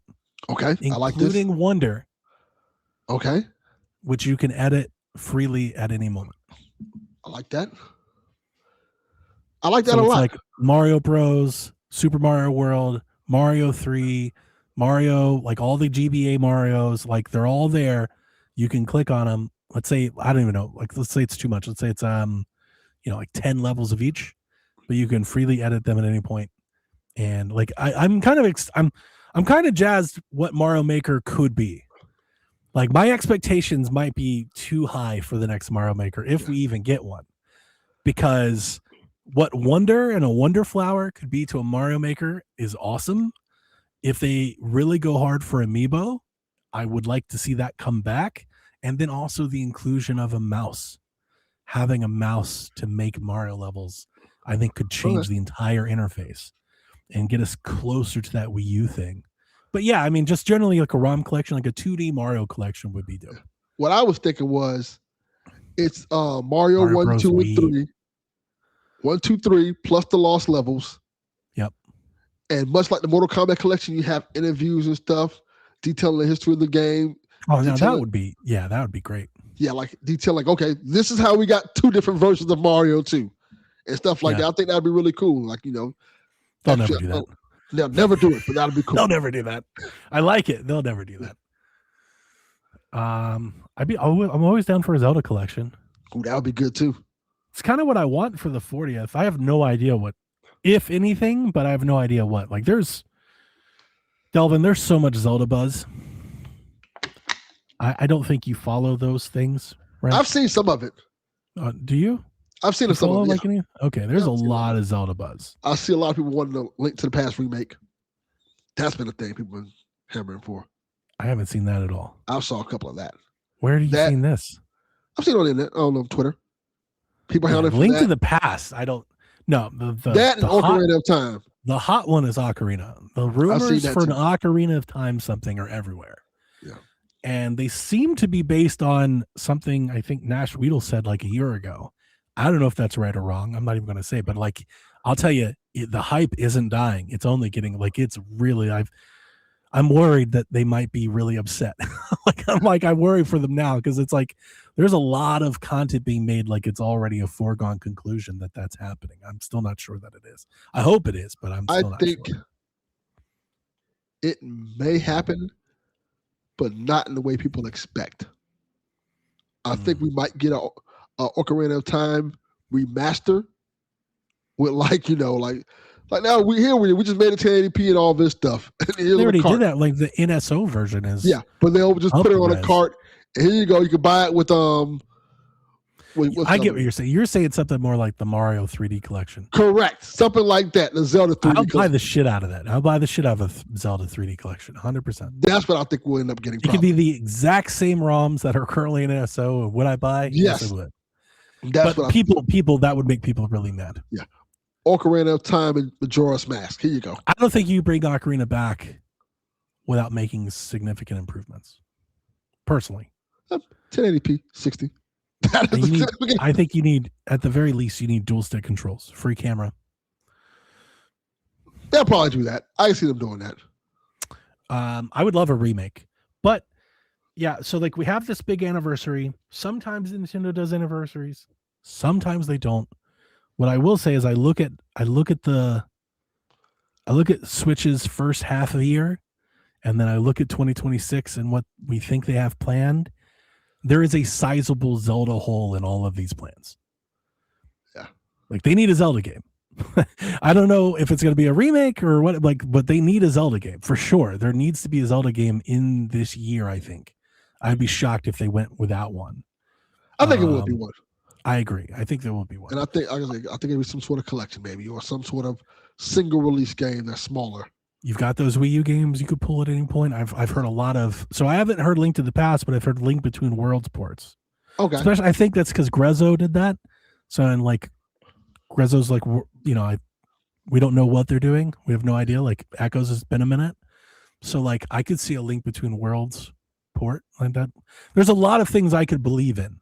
I could believe an Ocarina remake. I could believe, Twilight Princess, Wind Waker HD thing. I could believe Link Between Worlds. There's a lot of things that are believable. Yeah. But I definitely think they need some sort of Zelda content.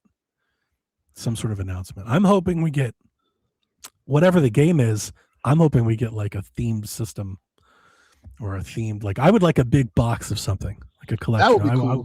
I want to buy something. I want to like buy some Zelda stuff. I think we'll probably get an amiibo, maybe. Yeah, for sure. Controllers, pro controller, things like that. But even outside of all that, I just generally think I wouldn't say I'd be shocked if it's not the next direct, but I kind of expect it will be.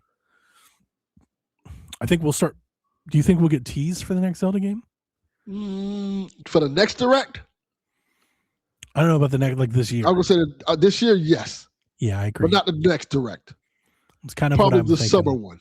I'm thinking we'll get a port of some kind for this year, a tease of the next big game, a trailer for the movie, and I think that kind of wraps up your Zelda stuff for this year. Yeah, but probably a full trailer for the movie. Man, what if they did? I saw this the other day, which sounds crazy when I'm gonna say it. You're gonna be like, "That's never gonna happen," but like there is maybe some case, either a return, like a bring back, or a new edition of Triforce Heroes. That'd be cool. Some sort of Four Swords Triforce thing. Like, I wouldn't be shocked at all to see them do some sort of, and like maybe they do a collection. Like, what if it's, I know everybody wants like the Wind Waker Twilight Princess pack. We've been talking about that for years. What if it's like Triforce Heroes and Link Between Worlds? What if they put that into a package and they sell that? That makes sense. The Triforce Heroes is interesting because of the game chat, the online play, like bringing that to people where you can play with your friends easier, and you can take advantage of game share and game chat and the camera. Like, there's something there. I can't act like that's a crazy idea. That sounds exactly like something Nintendo would do, and the kind of spin-off that could maybe get some traction. I don't think people would be excited about that on face value. I would. Me and my kids, we loved Triforce Heroes. Yeah, they'd be whelmed. People would be whelmed. But you need that environment to enjoy that game, right? Like, you needed the proximity. Like, now if it's online, what if we got Triforce Heroes and me and Rebecca just ran through Triforce Heroes together? That'd be fun. It'd be awesome. I think that'd be great. I just think people probably might be mad at that. Like, it's just announced Triforce Heroes and something like that. I feel like adding it with something else would be cool. Would probably make that acceptable. Yeah. They're like, hey, we have Triforce Heroes. Here you go. You're like, well, that's it. I can't see. Says they already made Ocarina, but on 3DS. I've seen that. I've seen a port of Ocarina 3D to Switch to. I've seen that rumored as well. Ooh, that'd be cool. That one is interesting. It would obviously need a lot more work, but it'd be interesting. Yeah, the Triforce Heroes thing's been going around. Like, the Zelda stuff is just, I follow a lot of Zelda channels, Zelda either leakers or just talkers, and Zelda Dungeon and stuff, of course. And like, there's just a lot of content. And it has been, I've been talking about this, I want to say for like at least 3 or 4 months. It's been almost like a weekly thing for about 3 or 4 months. There's a lot of Zelda talk. Interesting. So, like, it really went away after Echoes. It hasn't always been there. Like, after Echoes came out, it went away, and then like now it started to come back. And generally speaking, I think these things kind of do go hand in hand. Like, when the machine gets going, it usually means something's coming. That is true. So we'll see. Our next question from Fama Jeff: how long until Nintendo raises the price on the Switch 2? They kind of have. If they kill the bundle. Yeah, by killing the bundle, they kind of artificially raised the price. I don't think they're killing the bundle. I don't think they're killing the bundle. I told you that when they announced that it was going to be limited. Yeah. I think the bundle will just come in and out. Okay. I think that's to drive. They don't want the bundle to sound. They don't want the bundle to be there all the time. Which is, you know what I'm saying? Makes sense. They're going to bring it back for the holiday because that's the sale. Is you get the game included with the game, and they'll change the game. Like, I'm sure next year it'll be Pokemon. And I'm sure Mario Kart will always come back. They'll always be. They may do a bundle with both Mario Karts. I wouldn't put it past them. They'd be like Mario Kart World and Mario Kart 8. Like, like the bundle will keep coming back. But you're right. I mean, it's fair to point out. I'm really torn on this. Somewhat bittersweet. Me and Garrett just did this little exercise. Like all the RAM is going up. The RAM the Switch 2 uses is going up. There's a shortage on that RAM right now. You can go find the RAM. I did. You can Google it. All these cell phones and tablets, they need that RAM. So the price of the brick is going up. Yes. We know that. So it's easy to say, well, the Nintendo will raise the price. And that is, I think, the most likely outcome. Having said that, I think there might be some extenuating circumstances here for Nintendo. I'm not trying to give anybody false hope. It's just, let me just say my idea and you tell me if you think it's crazy. Because I said it and I think Garrett was like, it's kind of crazy. Nintendo, like we saw the Switch 2 leak, like a year before it ever released. Yeah. They've been making the shit out of these. We talked about how many Switch 2s there were. Correct. Like they ordered a shit ton of parts. I have no idea how many they ordered and how many they've made, but it's a lot. It's a lot more than we think it is. That's exactly what I was thinking. Like, that's true. We know that. So my somewhat theory is when Nintendo locks in a console that they know they're going to sell, like I think I would be a bit surprised if Nintendo was like going year to year on parts. That doesn't sound like, you're going to like, you're committing to this hardware for the next 5 years, going year to year on parts doesn't make a lot of sense to me. Yeah. So my, I don't know if this is hope or cope or whatever. I just have this idea that I think 2 years ago, Nintendo probably ordered a bunch parts for, I would say at least 2 years, if not longer. I was thinking 3 years. Also, I would think that they probably have contracts in place with suppliers with probably already agreed to prices. And I would guess like options to renew. To the point I'm making is when you're making 100 million of something, you're going to want to have some sort of cost control agreements in place as best you can. That doesn't stop them from being impacted by the RAM shortage. Yes. But I do think it's possible that we don't see this show up like tomorrow. I think people are expecting the Switch 2 price to increase, and maybe it will. Like I said, it's likely. But like if it doesn't, that's the reason why I would point to it not happening. I kind of feel like maybe Nintendo would like to get out a year or two before they start doing anything like that. Yes. Also, like you said, I think they already have plans in place. They've already bought a massive amount of stuff. Plus, you have to take consideration, they're buying millions of these chipsets. Yeah, and they bought them up front. Like we know I think without a doubt, we know they've made at least 20 million of them. Yes, at a discounted cost. Yeah. And when you buy that much in bulk, you're gonna get it for a lot cheaper. I also think, I've said this since the tariff situation, I also think Nintendo has built in some margin into the Switch 2. I told you that at the start. Yeah. I don't think the price is $500 because of tariffs. I think they built that in. I think that's why the price didn't rise. I think that's the reason they tried to put games at 80. I think that's the reason controllers are 100. I think there's a little margin for Nintendo to weather a little fluctuation here. Yeah. And they've already ripped that Band-Aid off, and they got a lot of shit for it. I don't think they're ready to just jump in 6 months later and do it again. Yeah. So I don't know. I think my hot take prediction is the Switch 2 doesn't raise at all for 2026. I agree. I wouldn't be that shocked to see it just be flat. Which I think other people would. Now, if it does go up, next week, we're all wrong. I'm just laying out some ideas that I think maybe we don't see it super fast. Yeah, because Sony's trying to do the same thing, if I remember correctly. They're trying to hey, let's keep it close to this cost as possible.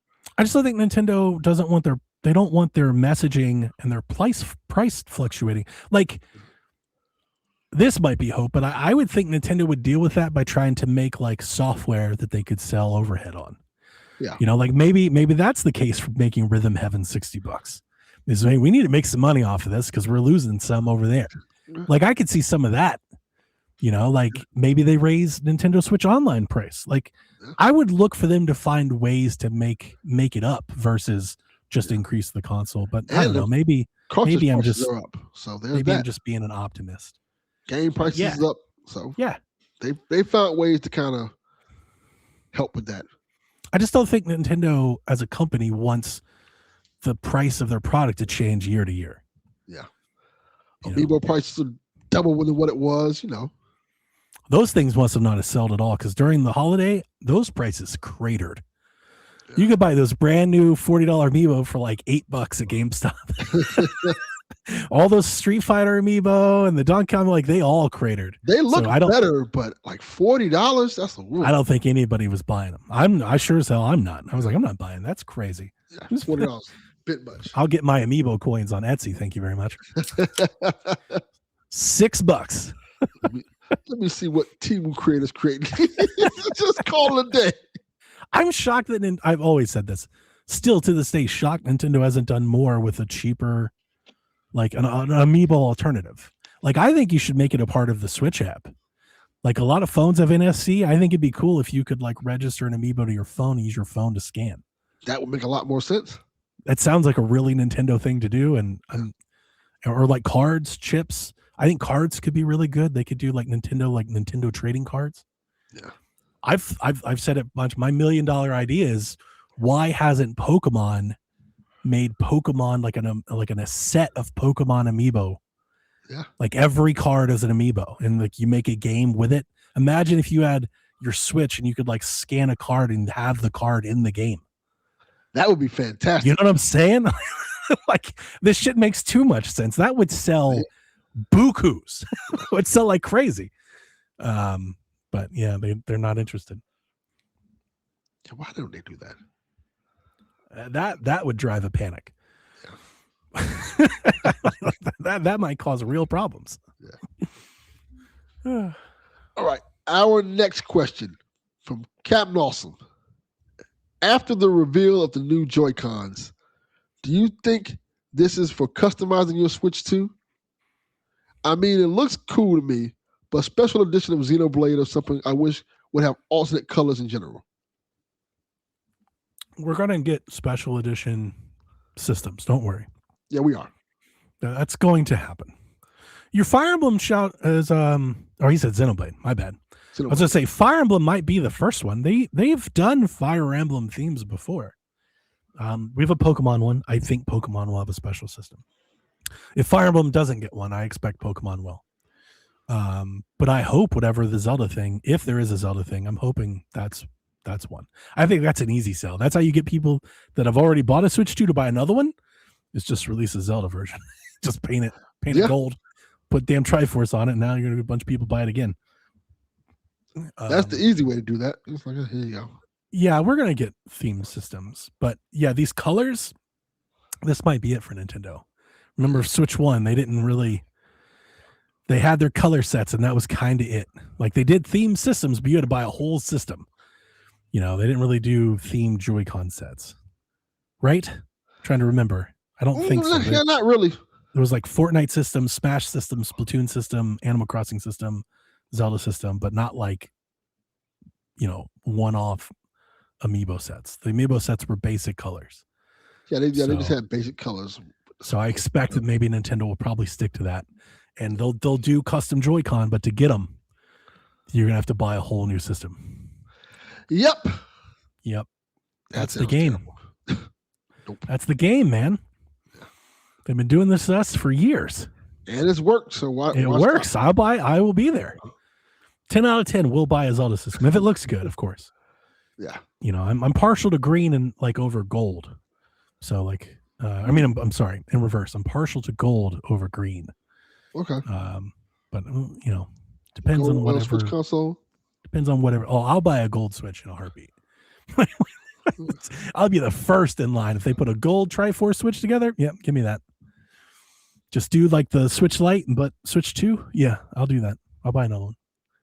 That's not a bad idea. I was surprised they didn't do like a gold Switch cartridge for Zelda. Mm-hmm. I would have 100% did that. The cartridge would have been dope. For Breath of the Wild or Tears of the Kingdom Switch 2 edition. Like, here you go. I was thinking Echoes. Oh, that's the awesome one. Yeah. A gold cart for the Switch 2 editions of Breath of the Wild and Tears of the Kingdom would have been dope. Yeah. That would have been cool.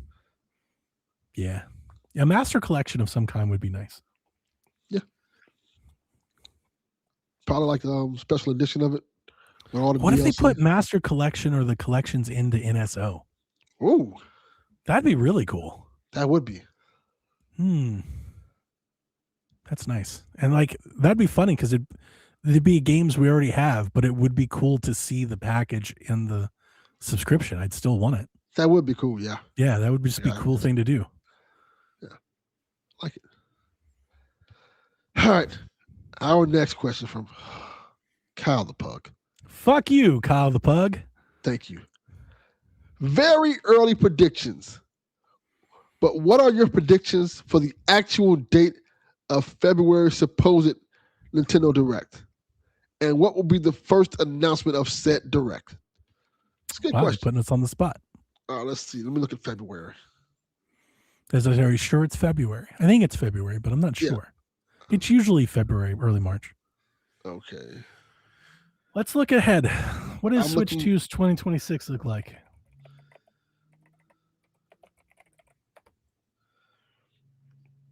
I'm going to say February 17th. I'm going to bring this up. Here we go. Screen share. I've got this article from the first one that popped up. This is Tech Loy. This is our confirmed lineup for 2026. We have Animal Crossing New Horizons, whatever Mio is, Final Fantasy VII. Yep, it comes out in a week and a half. Yeah, week and a half.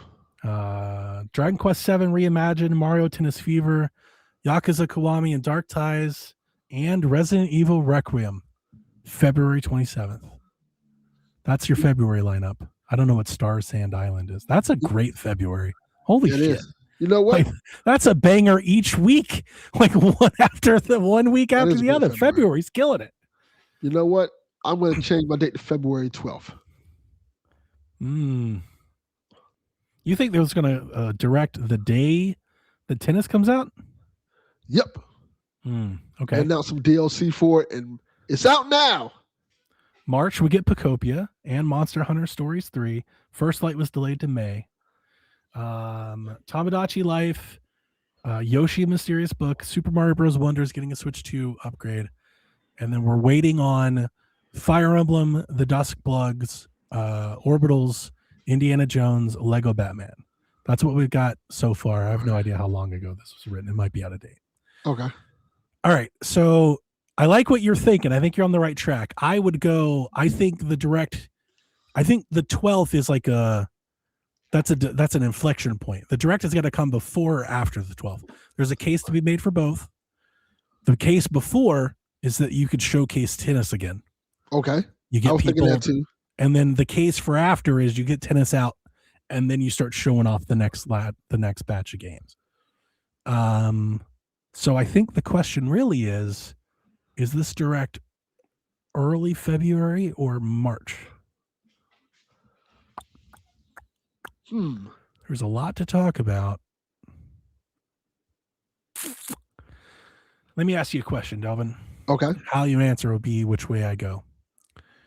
Do you think Nintendo wants to showcase or present Resident Evil Requiem to people again? Yes. That's why I said February. I'm gonna go February. Yeah, I think it comes out February. They're gonna talk about Mario Tennis and Requiem. Not a lot, but they're gonna talk about both of them. Correct. Then they're gonna date Yoshi. They're gonna date Tamagotchi Life, Rhythm Heaven. They're gonna show us maybe Splatoon, or maybe whatever their Zelda plan is. I go back and forth on that because I think Splatoon could be a big fall game that we may not hear about until the summer, or Splatoon is a lot closer than we think and it gets announced now and it comes out this summer. Yeah. I don't know. So I'm going to go with that. I'm going to say the Direct comes before February 12th. So let me pull up a calendar. I think they're going to want to show Pacopia 2 again. So that's probably good. I'm going to go Tuesday or Thursday, Delvin. I picked Tuesday, so I'll say you pick Thursday. February 5th. Okay. We're getting a Nintendo Direct where they're gonna open with, I'm just gonna say, they're gonna open with a new Splatoon game. They're gonna talk about tennis. They're gonna talk about Requiem. They're gonna talk about Pacopia. They're gonna date Tamagotchi Life. They're gonna date Rhythm Heaven. They're gonna date Yoshi. They're going to announce 1 or 2 more other games coming out this summer. Okay. That'll be my guess for now. What other they're going to date, like there'll be more third-party games. There'll be more ports to announce as well. Any third-party games you're thinking? Batman. Lego Batman? Yeah. I meant like unannounced ones, like new games that might show unannounced third-party games? They're definitely going to date. I'm day one on Lego Batman, dude. I am too. It looks awesome. So good. It looks awesome. Yeah, I'm super excited for that game. But yeah, any other ports? Control get announced?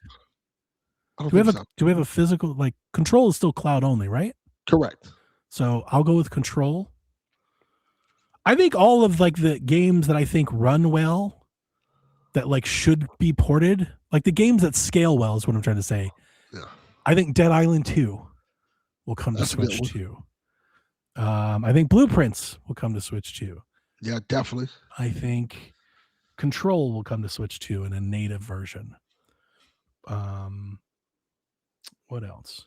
There's Call of Duty rumors. Yeah, that's coming, but we don't know when. I think Forza could show up. Forza. I mean, I don't know when Xbox is really going to start like showing up for Switch 2. Like, are they going to do that marketing, or are they going to appear in a direct? I don't know when that's going to happen, but like, when is South of Midnight supposed to be coming? Yeah, just sometime. I think. Yes, that's like, really soon. I'd be more excited if it was Gears. I think that's Can we get Gears over? Diablo 4 is a great shout. Yeah, that's a great one. Mm-hmm. Yeah, that's a good one. I think any of those games that like generally scale well, I think are probably being worked on. Doom's a good one. Mm-hmm. So those would be my guesses.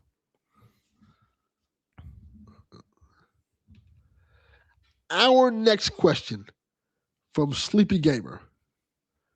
What do you think the Bowser Fury team is working on, and when do you think we'll see it?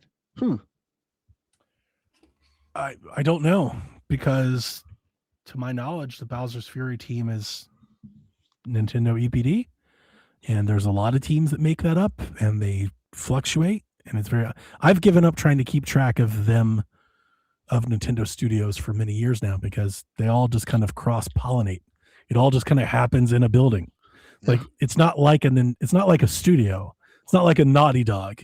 It's like 5 studios. There's a lot of different things happening there, but like they did Bonanza, like they worked on that, and probably several of these upgrades and ports, and probably, I don't know, Wonder. I don't know.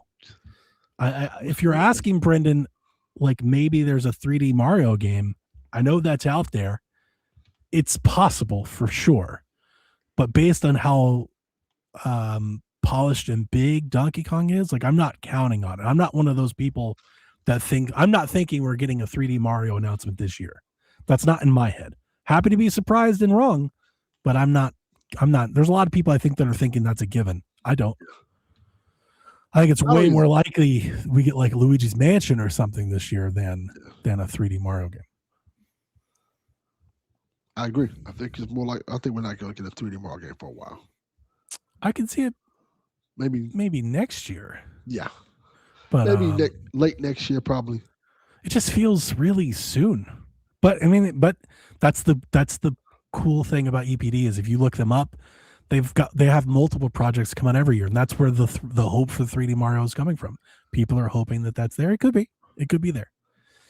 But Donkey Kong was big, so like, and I don't think was it Koizumi? I don't think he's going to give 3D Mario to I don't think he's not working on it.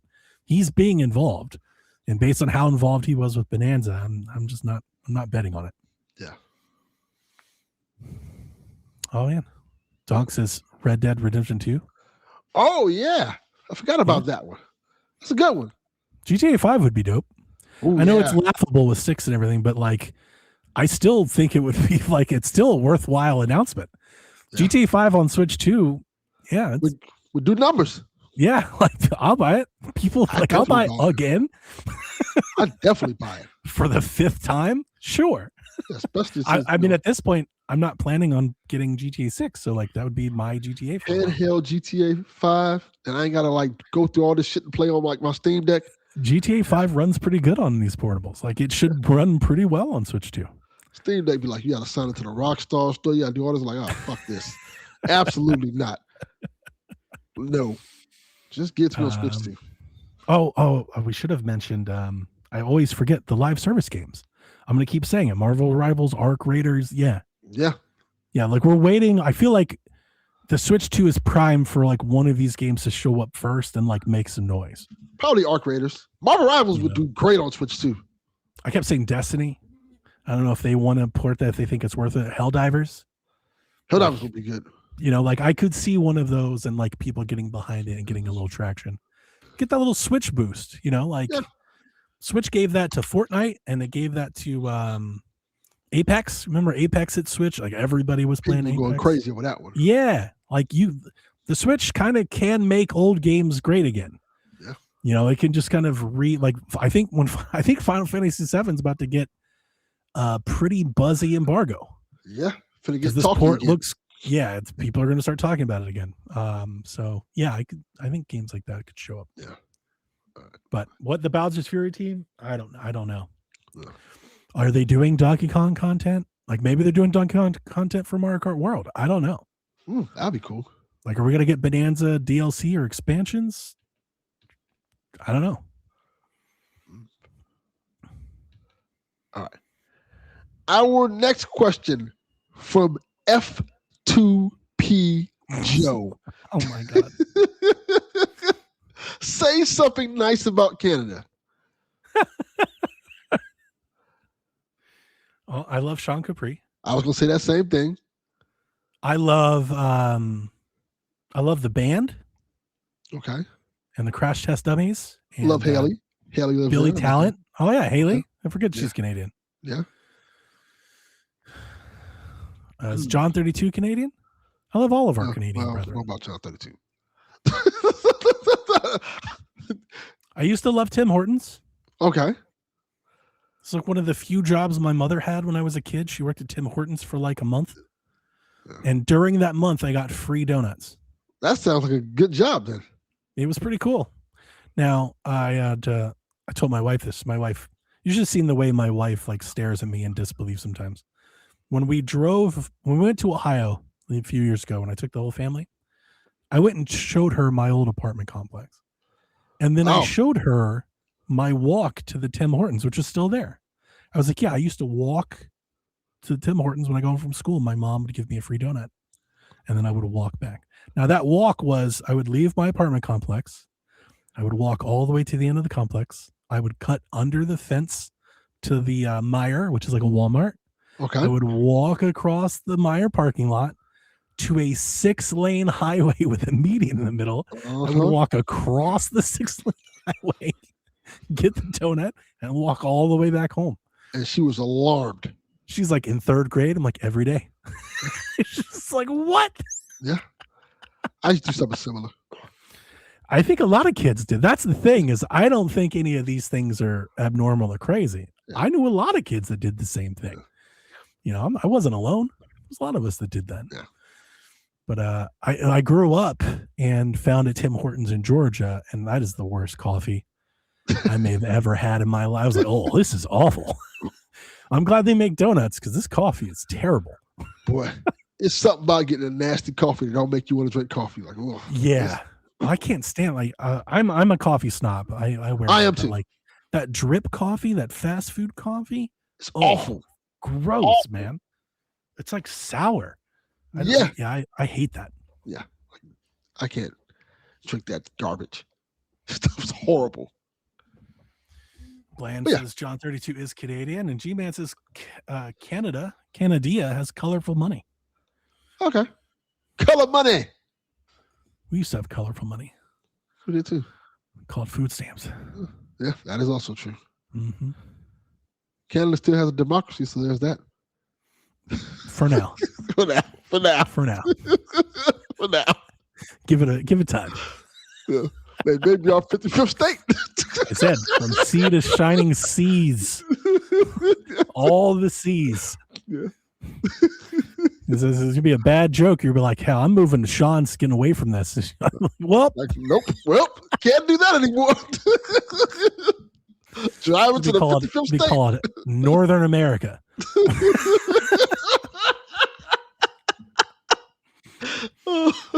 Have to fix all of those bad names up there. Yeah.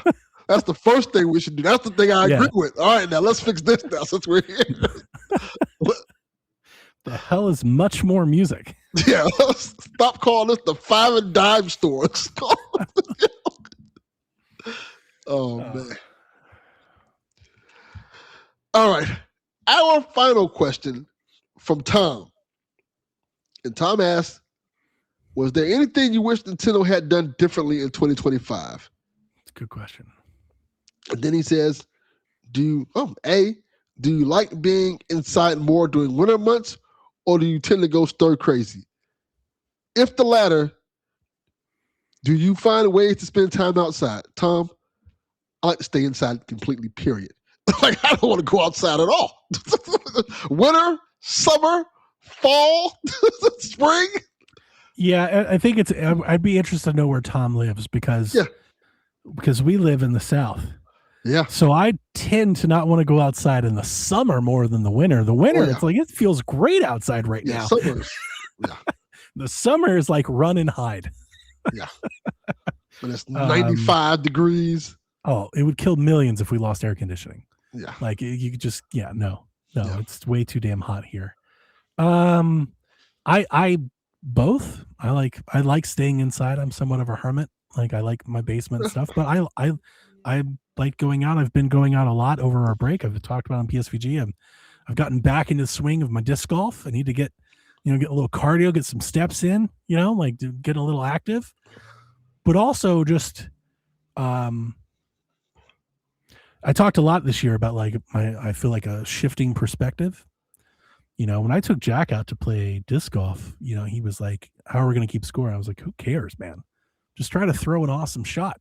Yeah. Who gives a shit? Like, I'm kind of just, at this point in life, I think I'm just here for like the walk, like the sunshine and the trees and like, yeah, it's just like, I don't know, like, I'm just like, that's what I do. I go out, I bring my vape and a little speaker and I'm just out there just kind of having a good, like, I'm taking Flea. Like, Flea loves, Frisbee. So he loves coming out and we just kind of go out and hang. Yeah. Like, I don't want to do all this extra stuff. Let me just relax and have fun. Yeah. And it's kind of a place to like leave the phone in the car. Yeah. Yeah, exactly. So I kind of dig that a lot. I do too. Oh, so what would you change about Nintendo 2025?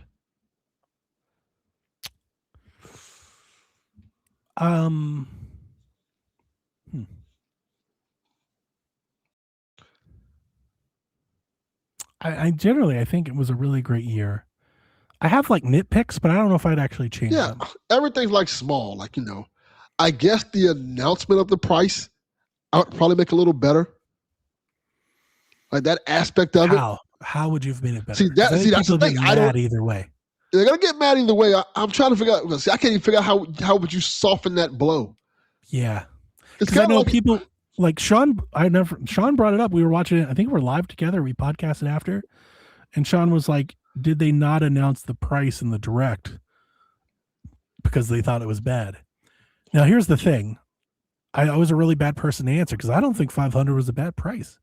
I don't either. And because I think when we talked about it on Shack, I'm like, that's a little high, but I'm going to pay it. It's not like I was like, this is out of. It didn't sound crazy. Yeah, Xbox has $1,000 handheld. Like, what are we talking about? Yeah. Like, I don't think none of us was like livid about it. We're like, oh, this is a little high, but I'm still going to pay it. But to Sean's credit, I think he was right. Yeah. Like they didn't put it in the announcement because they knew people weren't going to be happy, and they weren't. They were super mad. Yeah. Now, again, who is they? We talked about it all the time. You got the hashtag drop the price and everything. And, like everybody was like, oh my God, I'm regretting this. Is terrible. It's dead on arrival. And then it became the fastest selling console ever. Yeah. So like it kind of invalidated that online experience that we were having.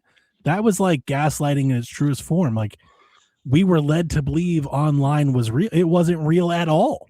Yeah. Like that it was a very vocal, but still a giant minority because there were 20 million people super excited to hand Nintendo $500. I was more upset about the $79.99 than anything else. Because I knew other companies were trying. I think a lot of people were upset about the gamings. Yeah, the game prices. Here's the funny thing. Here we are 6 months, 7 months later, right? Let's say a year from now, or let's say a year from release. So we get to June. I think it's not crazy to think that Nintendo Switch 2 might be the value option in June of 2026. And I think $80 games might be the value option in June of 2026. Unfortunately, that might be the case. I'm not sure if Grand Theft Auto is going to go for the $100 mark. A lot of people think it is. I think they can. I'm not sure that they will, but I think they can. Here's what I'll tell you. If they do it, I think others will follow. And suddenly you look back on it with revisionist history and you're like, man, Nintendo's got, like right now, we have a $700 Xbox and a $600 PlayStation 5 and a $1,000 Xbox handheld and a $1,200 Lenovo handheld. And the Switch 2 looking pretty great at $500. I honestly pretty think sweet. If Call of Duty wouldn't have had the fall off that it had, they probably would eventually go into that $100 route really quickly. They want to. They want to. Yeah. They do. I think 2K, NBA 2K is probably going to go that route eventually. I can see that happening. One thing I wish Nintendo would have done differently is I wish instead of the game key card as an option to the game key card, I wish they would have created a slower storage device that installed the game from the card. Ooh, basically like a CD on a PlayStation. Yeah. And people would still be mad, but I think you could get by with it by telling people, oh, like the game is on the cart and you need to install it so it plays better because the memory is faster. Yeah. Right. Instead of going on and on about how faster the card is, I think maybe they misread the desire for that. Like nobody cared that the card is a faster speed. They cared that the game isn't on the card. Correct. So the cheapest flash storage you can, like literally I would have kept using the exact same cartridges from Switch 1. Just put the game on it and then we just have to install it once we put it into our system. It has to install on our hard drive. I think that would have smoothed over a lot of the game key card stuff. But like I said, I've somewhat turned around on the game key. Like I don't actively want to buy them, but like I don't hate them as much as I did on. Yeah, first. I'm like whatever with them. Like whatever. It is what it is. Typically, if I can save money by buying the game via game key card, I'll do that. Yeah.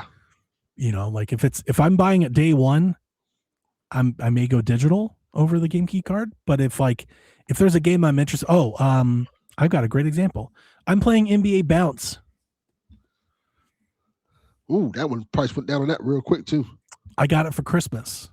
I don't know what my mother-in-law paid for it, but I had it on my wish list. I think it was like $20.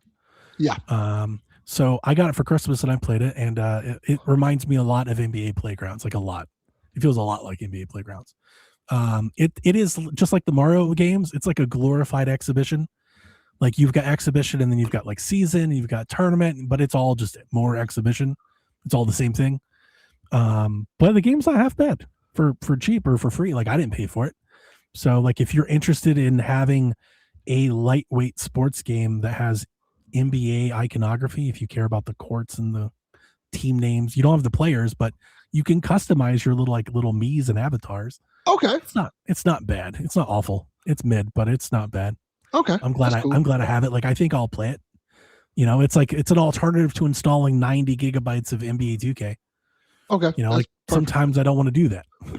It's like a little NBA Jam kind of thing. It's not that good, but it's not that though. You're doing alley oops and big dunks and you're doing that kind of stuff. Okay. Is it 5-on-5? It's 3-on-3. Okay. And you can play with mascots. But the point I was making is I was never going to buy that game day one because they were trying to, it was like $50. Like that was crazy. Right. They were smoking crack. But it got cheap. And like versus paying for it digitally, I would happily pick a game like that up on it as a game key card for $10 or $15. Yeah. That's totally fine. That is a game key card game.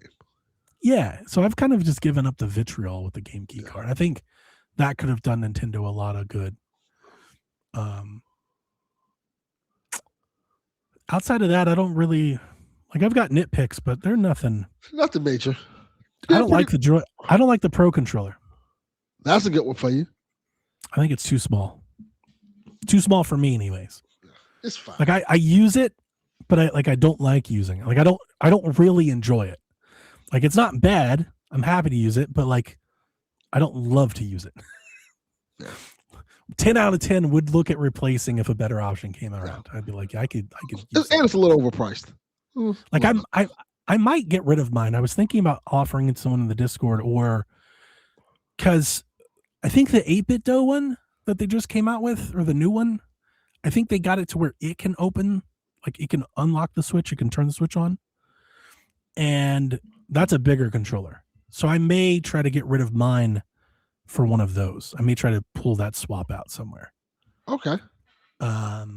Or just keep waiting, keep waiting for better. But yeah, it's like, it's not my favorite. It really bothered me with Metroid. I was just like, and the gamepad's just small. Jack loves it, but he's got much smaller hands than me. He calls my hands meat hooks. But yeah. Anything from you? No, not really. I kind of dig what they did the first year. Nothing really complain about. All right, so somewhat of a hot take, maybe. I wouldn't wish they would have done this, but I feel like I can see the argument. Maybe don't do the Donkey Kong game and focus on 3D Mario. Oh.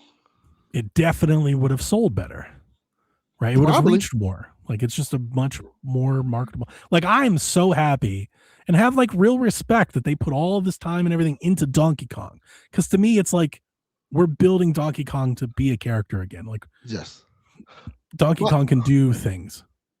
My thing is, I think this one sold okay, so decently, for the next one to sell really well. I hope so. I'm thinking people are going to play this for like, oh, this is actually better. Yeah, I think we will. I think people are going to play this for like, oh, that game is actually really good. And then when the next one comes out, I think this is going to be a slow burn, more or less. People are going to start buying it slowly but surely. When it goes on sale, like, oh, you got to get this. And then when the sequel comes out, it's going to sell like gangbusters. Yeah, I'm going to go back to it probably, I would say soon, but like I've got Final Fantasy and then Pacopia and tennis. So like the next break, like a spring break or something, like in the future, I'm going to go back to Bonanza and finish it because I loved that game. That's a good one, D-Life. D-Life said I just would have included it as a launch title. Yeah, that would probably help a little bit more. I think they wanted to, and they just didn't make it. Yeah. It hits different if it's a launch title. That's true. Hits real different. There it goes. Because I also playing it at the time. In hindsight, this is one I actually do believe. I would have told Mario Kart to not do the open world thing. Oh, yeah. I don't think it's bad. I think they nailed it. I think it's actually somewhat impressive what they've done. I just don't think the global Mario Kart, it's just not what they want. I think it maybe something they thought they wanted, but then they got it and it's not. Like, without making it sound like Mario Kart World is bad, because it's not. It's a great game, but it's not what Mario Kart. Like, I don't think it's going to reach like that. Right. Yeah. It's not that big Mario Kart. Sometimes you just got to kind of just give them what they want. Yeah. Yeah. It's almost like we're just doing a little bit too much. Yeah. I definitely think people would rather have had a game with all new tracks that you just like more individual tracks instead of like, but all of these different variations mixed together. Nobody cares. Yeah. People want 8 Part 2. Yeah. And it doesn't matter that like it's good or like, I just don't think people don't care. That's not what they want. Yeah. They want 8 Part 2. That's all they want. Yeah. I'm interested to see what they do with that. Because they built on top of Mario Kart for so long that you would obviously expect them to build on to World. Yeah. But with the reception that World has, now you have to wonder, like, do they build onto World? Do they attempt to pivot? Like, do they try to go do something else, or they try to go back to 8? Or like, do they just keep building on top of World and try to bring everyone back? Because like building onto World is weird because of that open map thing. Yeah. Like, are they going to keep adding on to that, or do they just show up with like a second, like a new mode that has different courses in it? That's what I would do. That's what I would do. Yeah, I was gonna say the exact same thing. Just add a second mode. I would try to port all of Mario Kart 8 stuff into where I would try to put these two things together if possible. Yeah, that works. Yeah, I would do that. But yeah, I don't know. My daughter does. I thought it was very telling this week. My daughter, I wouldn't say she didn't like Mario Kart World. She wasn't that into it. Yeah, it's not her Mario Kart. It's like she wanted the old Mario Kart. Yeah. Like we started playing it on Wii U, and as I told you about my Wii U Christmas, we started playing on Wii U and had a great time. And then I was like, you should see the new one. It's got like this big open world and the tracks are bigger, and we got on it and we played it, and it was just weird. It was like nobody said anything, but you could feel the energy kind of just the energy just kind of like, instead of laughing and joking, like it just kind of got quiet and like, this ain't it. Yeah, like that's exactly what she was just like. She's like, I kind of like the other one. And I was like, well, we'll just play that instead. Let's turn this off. I get that vibe. That's exactly what happened. It was just weird. You know, it was just kind of just whatever it is, whatever that is, it wasn't scratching that edge. Yeah. So. Okay. All right, that's it, y'all. I think we did it. We'll close the show and I'll download the pod and we'll see how much of it made it through. Good luck. Apparently the stream was a piece of junk, but that is why we have a recorder, and hopefully the recorder did its job. Yeah. Delvin, it was lovely talking with you, buddy. Yeah, it was great. Yeah. And we'll see if Rebecca ever comes back. Maybe. We'll see. All right. Good night, Koopalings. Whenever you're ready. All right. This is Frederick from Fire Emblem Awakening. And I forgot the line already. What?